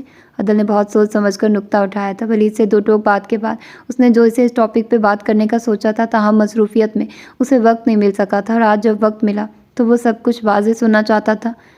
چاچی کا اس میں کوئی قصور نہیں، اس نے جھکے سر کے ساتھ بتایا۔ اسے یہی کہنا تھا۔ تو پھر؟ عدل حیران ہوا۔ میں خود کسی کے قابل نہیں، وہ ہونٹ بھینچ کر بولی تھی۔ تب عدل کے ماتھے پہ بل پڑ گئے۔ یہ کیا جواز ہے؟ وہ خفا ہونے لگا۔ میرے پاس یہی جواز ہے، اور مجھے اس پہ مزید بات نہیں کرنا۔ آپ مجھے واپس بھجوا دیں، میری اب یہاں ضرورت نہیں، سلطانہ آپا یہاں کا انتظام سنبھال سکتی ہیں۔ جوئی نے دو ٹوک بات کرنے کی ٹھان لی تھی۔ تب کچھ دیر تک عدل اسے بغور دیکھتا رہا، پھر بڑے تحمل کے ساتھ اس سے مخاطب ہوا۔ تم واپس ضرور جانا، مگر اب ایسے نہیں۔ میں تمہاری شادی کروں گا، پھر اپنے شوہر کی مرضی سے جو دل چاہے کرنا۔ اس کا انداز فیصلہ کن تھا، گویا وہ کچھ ٹھان کے بیٹھا تھا۔ اس کی روح جیسے فنا ہو گئی، اسے بڑے زور کا چکر آیا تھا۔ وہ بے یقینی سے عدل کو دیکھے گئی، یہاں تک کہ اس کا دل بھر آیا، اس کے آنسو بے آواز گرنے لگے۔ عدل اس کے رونے پہ ششدر رہ گیا تھا۔ مجھے شادی نہیں کرنا، وہ بے آواز روتی رہی۔ عدل اسے دیکھتا رہا، اسے جوئی کے رونے کی سمجھ میں نہیں آئی تھی، اور جتنی سمجھ میں آئی تھی وہ اسے واضح نہیں کر سکتا تھا۔ اس کا دل جیسے مٹھی میں آ گیا، وہ جوئی کو روتا نہیں دیکھ سکتا تھا۔ میں وجہ پوچھ سکتا ہوں؟ وہ نرمی سے پوچھ رہا تھا۔ وہ اس کے رونے کی وجہ سننا چاہتا تھا، حالانکہ وجہ اس کی سمجھ میں آ رہی تھی، مگر زبان تک کیسے آتی؟ وہ اتنا نہ سمجھ تو نہیں تھا۔ کوئی وجہ نہیں، اس نے بے دردی سے آنسو رگڑے۔ اس کے انجان پن پہ جوئی کو دکھ ہوا تھا، وہ اس کے دل تک پہنچ ہی نہیں پاتا تھا۔ تو پھر اپنا مائنڈ میک اپ کر لو، میں ولید سے تمہارا نکاح کرنے والا ہوں۔ عدل نے جیسے فیصلہ سنا کر اسے فنا کر دیا تھا۔ وہ بے یقینی سے اسے دیکھے گئی۔ وہ کیا کہہ رہا تھا؟ میں نکاح نہیں کر سکتی۔ کیوں نہیں کر سکتی؟ وہ ایک دم دھاڑا تھا، اور اس کی دھاڑ نے جوئی کو سہما دیا۔ وہ پہلی مرتبہ بہت بلند آواز میں جوئی سے مخاطب ہوا تھا۔ نکاح کے اوپر نکاح کیسے ہو سکتا ہے؟ اس نے سہم کر سوال کیا۔ بڑا غریب سا، لاچار سا سوال تھا۔ عدل کے سر پہ جیسے آسمان آ گرا۔ وہ بے یقینی سے اسے دیکھے گیا۔ وہ اچانک اسے بتا دے گی، یہ جوئی نے بھی نہیں سوچا تھا۔ تمہارا نکاح کس سے ہوا؟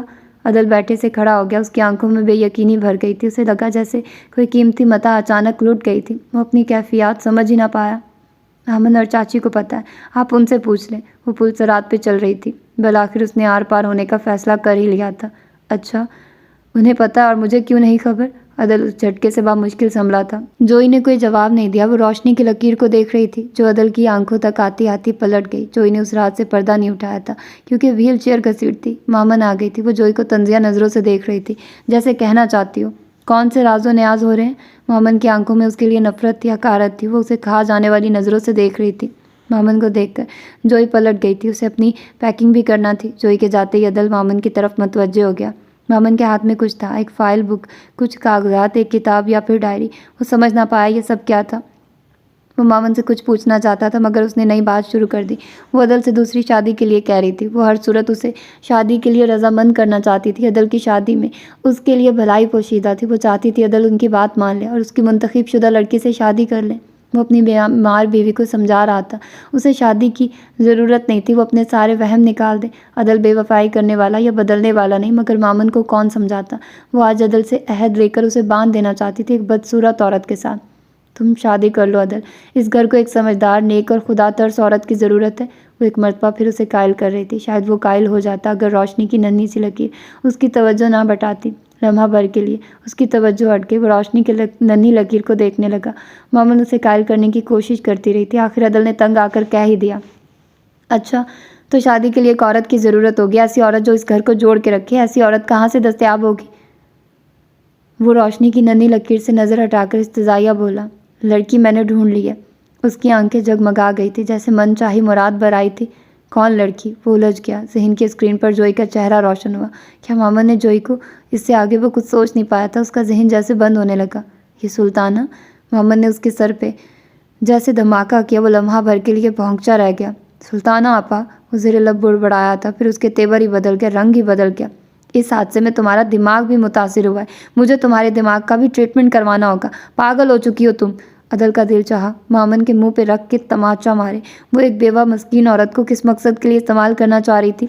वो औरत जो ममता की प्यासी थी, वो अपनी प्यास मिटाने के लिए उसके घर का बोझ बाखुशी उठा रही थी। उसे मामन की खुदगर्जी पे ताव आया, गुस्सा आया, दुख हुआ।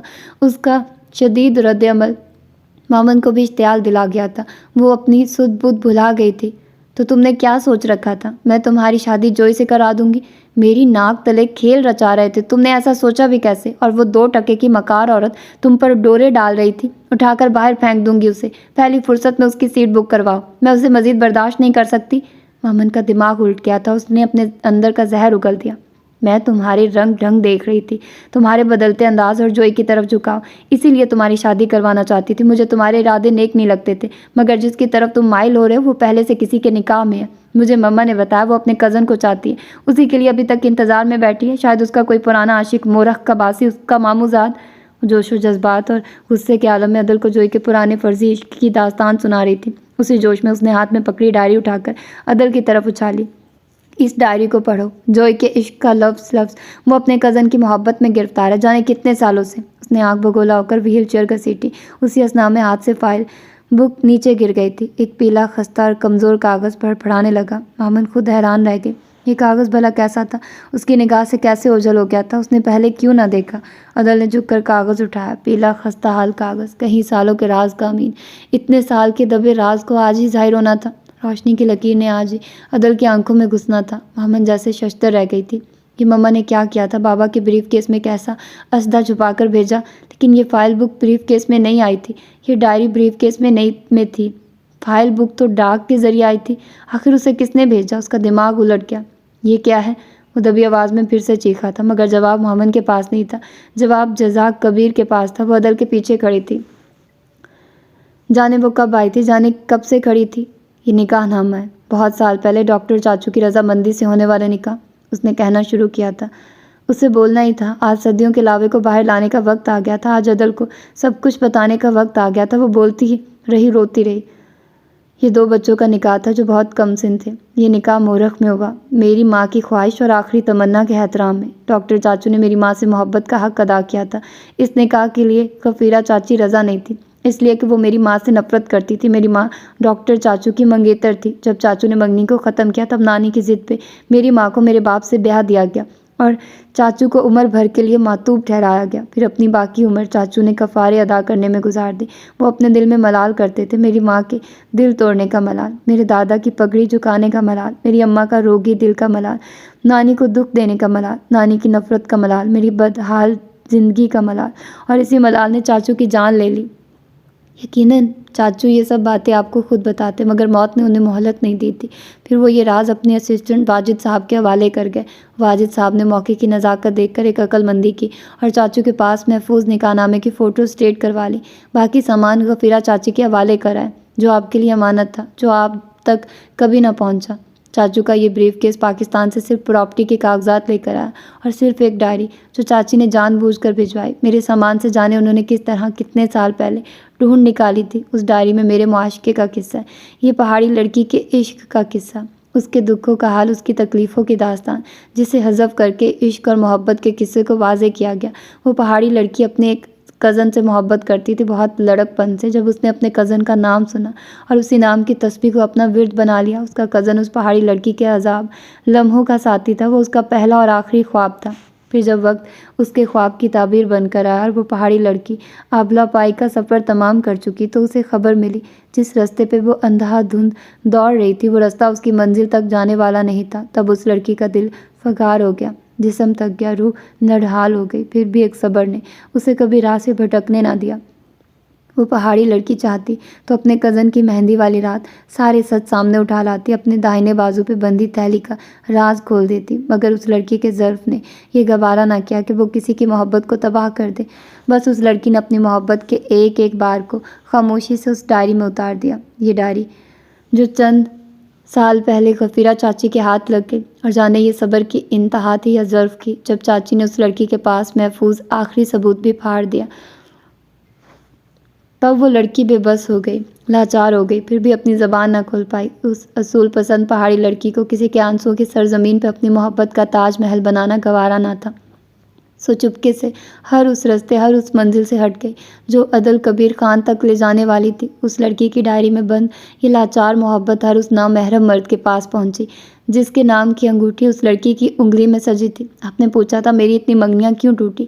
شاید اب آپ کی سمجھ میں آ جائے، وہ آپ کا منہ بند کروانے کے لیے میری منگنیاں کر دیا کرتی تھی، پھر میرے معاشقوں کے قصے خود ان لوگوں تک پہنچا دیتی تاکہ یہ نام نہاد منگنی ٹوٹ جائے۔ ظاہر سی بات ہے اگر منگنی قائم رہتی تو شادی کا تقاضا ہوتا، پھر نکاح کے اوپر نکاح کروانے کا گناہ غفیرہ چاچی کیسے اپنے سر لے لیتی؟ انہوں نے 10 سال یہ کھیل کھیلا، 10 سال اور بھی کھیل سکتی تھی، مگر تقدیر نے ورق الٹ دیے۔ مامن کے ساتھ پیش آنے والا حادثہ، پھر اس کی معذوری، چاچی کی کمر ٹوٹ گئی تھی۔ آخر چاچی کو مامن سے ایسی محبت تھی جیسی ڈاکٹر چاچو کو مجھ سے تھی، بس محبت کے تقاضے مختلف تھے۔ محبت نے چاچی اور مامن کو خود غرض بنا دیا۔ یہ مجھ پر میرے ماموں زاد کے حوالے سے کیچڑ اچھالنے والی مامن اس نکاح کے بارے میں تب سے جانتی ہے جب میں مورخ میں ایک بدحال اور کیڑے مکوڑوں سے بدتر زندگی گزار رہی تھی۔ مامن کو خبر تھی عدل کے نکاح میں اس سے پہلے جزا کبیر تھی، تاہم مامن کے نزدیک وہ پہلا خستہ جال کاغذ ذرا بھی اہمیت نہیں رکھتا تھا۔ غفیرہ چاچی کی نظر میں بھی کوئی اوقات نہیں تھی، اور میں تو ان دونوں کے نزدیک زمین پر رینگنے والے کیڑے سے بھی بدتر تھی۔ پھر اسی بدتر جزا کی انہیں ضرورت پڑ گئی۔ چاچی اور مامن کی مشترکہ پلاننگ سے مجھے یہاں بلوایا گیا۔ تب مامن کی نگاہ میں میرے علاوہ کوئی اور آپشن نہیں تھا، اسے مجھ جیسی دبو لاوارث اور احسان تلے دبی نوکرانی کی ضرورت تھی جس پر وہ آرام سے حکومت کر سکتی۔ تاہم مجھے دیکھ کر اس کے خدشات پھر سے لپک آئے۔ پھر اسے سلطانہ آپا نظر آ گئی، وہ بدصورت لاوارث ڈھلتی عمر کی بانجھ، وہ زیادہ فائدے پہنچا سکتی تھی، وہ عدل کی بیوی بن جائے، بس یہی کافی تھا۔ مامن کو ایک نرس، آیا، ملازمہ اور سوکن سب کچھ سلطانہ آپا میں میسر آ جاتا۔ اس کی پلاننگ کوئی معمولی نہیں تھی، بہت ٹھوس تھی، سب کچھ بہت آسان تھا۔ آپ کو سلطانہ آپا کے لیے منانا آسان تھا، 100 دلیلیں تھیں، 1000 جواز تھے، مگر اللہ کی پلاننگ کے سامنے سب کچھ ہیچ تھا۔ جب مامن نے اشتعال میں آ کر مجھے گھر سے نکالا تب واجد صاحب سے میری ملاقات ہوئی۔ میں کمپاؤنڈ میں بیٹھی رو رہی تھی۔ واجد صاحب نے مجھے پہچان لیا، وہ آپ سے ملنے کے لیے آئے تھے، مجھے دیکھ کر پریشان ہو گئے تو میں بہت شکستہ تھی، ایک ہمدرد وجود کو پا کر سب کچھ بتانے لگی۔ واجد صاحب نے میری کمزوری اور بزدلی پہ مجھے بہت ڈانٹا۔ انہوں نے کہا عدل کو بے خبر رکھ کر تم نے اچھا نہیں کیا، اگر میں بزدلی کا ثبوت نہ دیتی تو حالات مختلف ہوتے۔ میں نے کہا میرے پاس کوئی ثبوت نہیں۔ تب واجد صاحب نے مجھے تسلی دی، انہوں نے مجھے بتایا کہ ان کے پاس ایک ثبوت موجود ہے، اور وہ ثبوت اسی فائل بک میں واجد صاحب نے بھیجا۔ میں یہ سب کچھ کبھی نہ کہتی، کبھی نہ بتاتی اگر بات میرے کردار تک نہ آتی۔ 10 سال گزر گئے تھے، 10 سال اور گزر جاتے۔ مامن مجھ پر کیچڑ اچھالتی رہتی، اس نے میری ماں کو گالی دی، میرے لیے یہاں رہنا محال ہے، آپ مجھ پر ایک کرم کریں، مجھے واپس بھجوا دیں۔ اس نے عدل کے سامنے دونوں ہاتھ جوڑ دیے تھے، وہ خاموش ہوئی تو کمرے میں موجود تینوں نفوس کے سانس تک رک گئے۔ یہ معمولی سی 2 ٹکے کی جوئی جسے کبھی بولنا نہیں آتا تھا، آج کیسے مامن کی اصل صورت سے پردہ کھینچ گئی تھی۔ مامن کا دل چاہ رہا تھا زمین پھٹے اور وہ اس میں سما جائے۔ اس کے لیے عدل کی گرم نگاہوں کا سامنا کرنا آسان نہیں تھا، وہ تو اتنے انکشافات پہ دم بخود کھڑا تھا۔ وہ جوئی جو اس کی ذمہ داری تھی، بابا کی چھوڑی ہوئی امانت تھی، اس کے ساتھ ظلم ہوتے رہے، وہ اس کے نکاح میں تھی، اس کی منقوہہ تھی، اور وہ بے خبر تھا، اتنے سال سے بے خبر تھا، اتنی بڑی حقیقت سے دور تھا، وہ جیسے پاگل ہو کر چیخ پڑا تھا، میرے گھر کی عورتیں اتنی شاطر اور مکار، ایک میری ماں اور دوسری میری بیوی۔ اس کا دماغ جیسے سنسنا رہا تھا، وہ ایک نمبر فون پہ ملا رہا تھا، پورے 10 سال۔ وہ نمبر ڈائل کرتے ہوئے زیر لب بڑبڑایا، دوسری طرف بیل جا رہی تھی، اس کا سن ہوتا دماغ جھٹکے کھانے لگا۔ پھر فون کا ریسیور اٹھا لیا گیا، اس نے اپنی ماں کی آواز سنی، اس کے دماغ سے گرم شعلے نکلنے لگے، اس کے لبوں سے انگارے پھوٹنے لگے، وہ جیسے پھٹ پڑا۔ جزا کی زندگی کے 10 سال ضائع کرنے کا آپ کو کیا حق پہنچتا تھا؟ اسے فٹ بال کی طرح آپ دونوں نے اپنی ٹھوکر پہ رکھا، جب چاہا دھتکار دیا، جب ضرورت محسوس کی اٹھا لیا، اور پھر جب چاہا ٹھوکر مار دی۔ پورے 10 سال وہ آپ کے پاس رہی مما، اتنے سالوں اس نے آپ کی خدمت کی، آپ کو سکھ دیا، آرام دیا، اتنے سال کوئی پالتو جانور بھی پالے تو اس سے بھی انسیت ہو جاتی ہے، پر آپ کو ایک لاوارث انسان سے محبت نہ ہو سکی؟ آپ کو محبت کیسے ہوتی ہے؟ آپ کا دل نرم کیسے ہوتا؟ آپ کے دل میں تو سالوں کا غبار اور نفرت جمع تھی، ایک مری ہوئی عورت سے نفرت۔ اتنا ہی سوچ لیتی، بابا نے آپ کے بھائی کی 2 بیٹیوں کو اپنی بیٹیاں سمجھ کر پالا، محبت دی، آپ ان کے بھائی کی ایک بیٹی کو برداشت نہ کر سکی؟ آپ کا ظرف اتنا چھوٹا نکلا؟ آپ نے تو مجھے میرے بابا کی قبر کے سامنے بھی شرمسار کر دیا، آپ نے مجھے گنہگار کر دیا مما۔ میں آپ کے باپ کا کوئی قول نہ نبھا سکا، میں اپنے باپ کا کوئی قول نہ نبھا سکا، میں ان کی چھوڑی ہوئی امانت کی دیکھ بھال نہ کر سکا۔ آپ نے مجھے جزا کی نظر میں بے مول کر دیا، آپ نے مجھے میری ہی نظر میں 2 کوڑی کا کر دیا۔ کیا میں اتنا کمزور اور بے وقوف تھا جو 2 عورتوں کی چال کو سمجھ نہ پایا؟ میں اپنی زندگی کی مشکلات میں الجھ کر جزا کو نظر انداز کر گیا۔ آخر میں نے خود وجہ کھوجنے کی کوشش کیوں نہیں کی؟ اتنی صاف سیدھی اور سچی کہانی تھی، پھر بھی میں جان نہ پایا، اور آپ نے میرے انجان پن سے فائدہ اٹھا لیا۔ آپ نے اچھا نہیں کیا ماما، جزا کی زندگی سے کھیل کر اچھا نہیں کیا۔ میں آپ کو کبھی معاف نہیں کروں گا۔ عدل کے الفاظ نے مامن کے پیروں تلے سے زمین کھسکا دی تھی، تو گویا اس کی نادانی اور چال بازی جزا اور سزا کی گھڑی اٹھا لائی تھی۔ اب کیا ہوگا؟ عدل کیا کرے گا؟ اس کے ساتھ کیا ہونے والا تھا؟ مامن کو بیٹھے بیٹھے ٹھنڈے پسینے آنے لگے، اسے اپنی کشتی ڈولتی ہوئی نظر آئی۔ کل تک عدل اور جزا کی زندگی کے اختیار اس کے ہاتھ میں تھے، آج سارے اختیار چھن گئے تھے۔ عدم بقائی ہوش و حواس، جزا کبیر کو سارے اختیارات سونپ رہا تھا۔ وہ جوئی جس کی کوئی اوقات نہیں تھی، مورخ کی جٹ گوار جوئی جسے ڈھنگ سے بولنا بھی نہیں آتا تھا، آج مامن کی زندگی کا فیصلہ کرنے والی تھی۔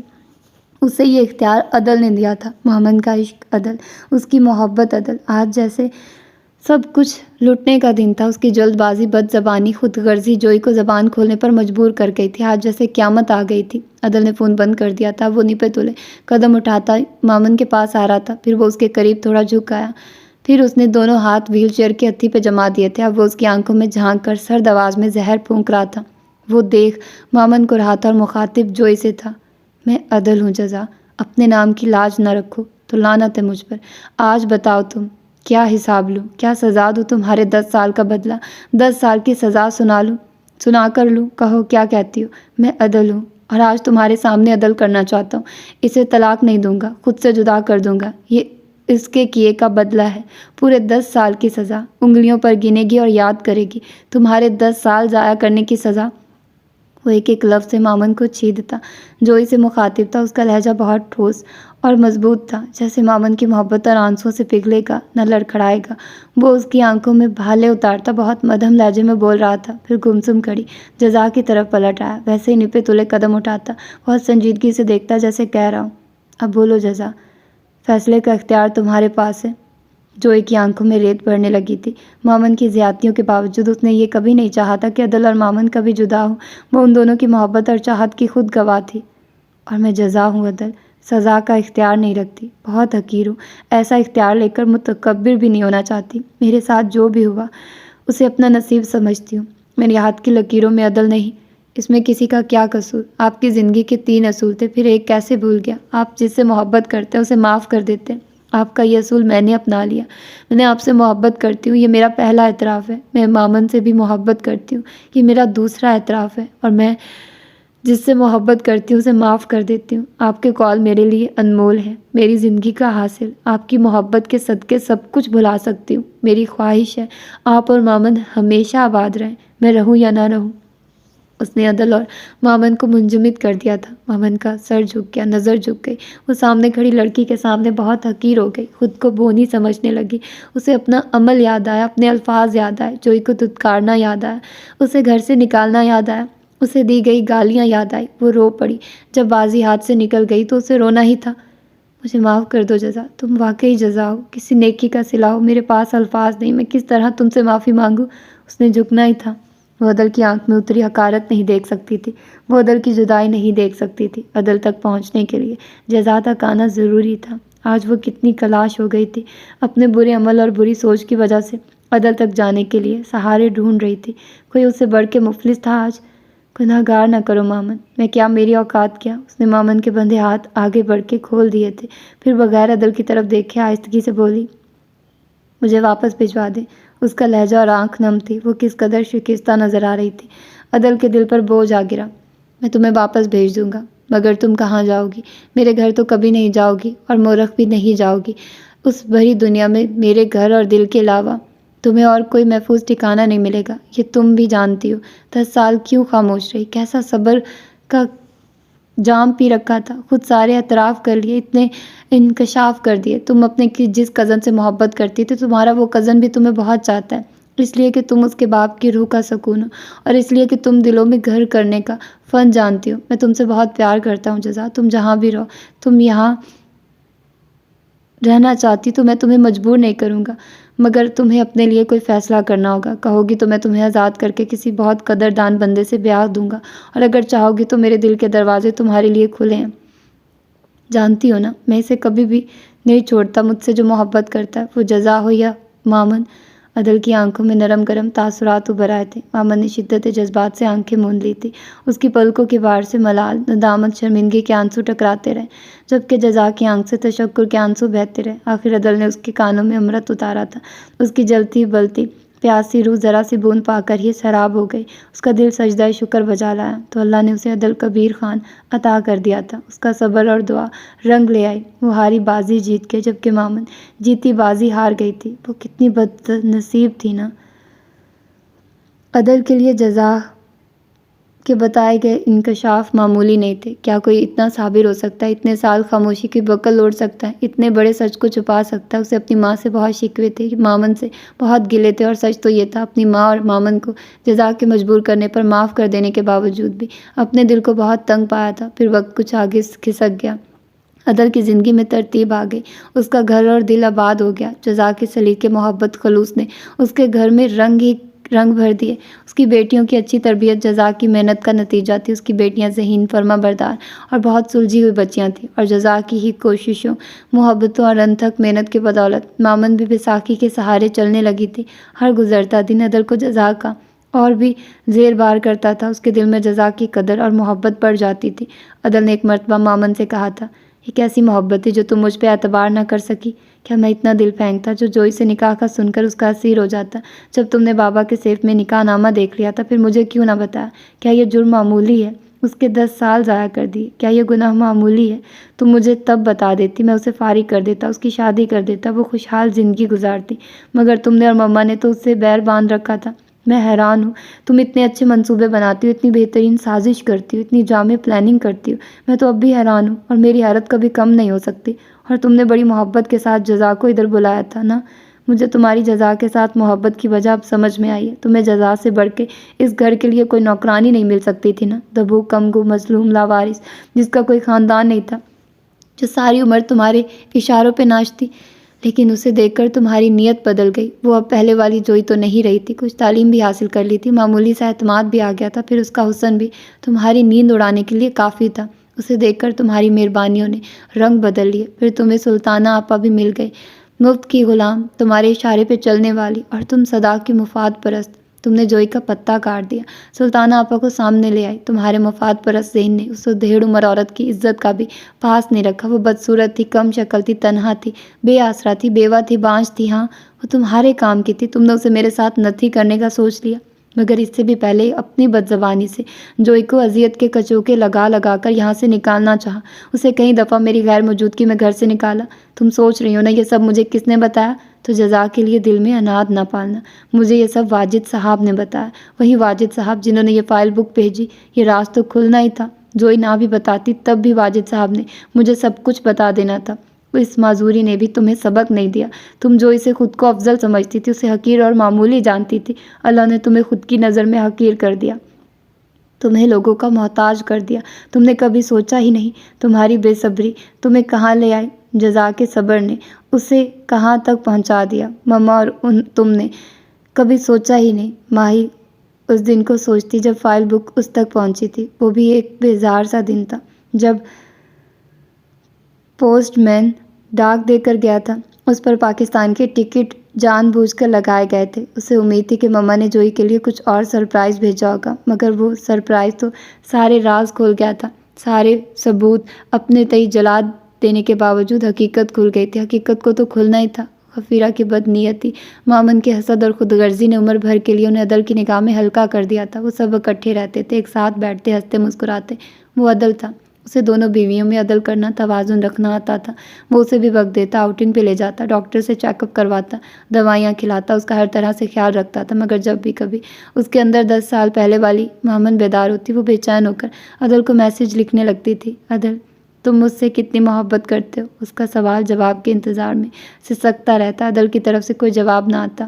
مہمن کے دل سے وہ آخری پھانس کبھی بھی نہیں نکلی تھی۔ اس رات جب جزا سالوں کے بند کھول رہی تھی، جب روشنی کی ہلکی لکیر عدل کی آنکھوں میں اتر کر سچ کو واضح کر رہی تھی، تب عدل نے صرف ایک بات مامن کے لیے کہی تھی، صرف ایک بات، صرف چند الفاظ۔ عدل نے بہت تنفر اور حقارت سے کہا تھا، دنیا میں رہنے کے لیے 2 بہترین جگہیں، ایک کسی کے دل میں، ایک کسی کی دعا میں۔ تو بتاؤ مامن، تم میرے دل سے اور جزا کی دعا کے حصار سے نکل کر کیسا محسوس کرو گی؟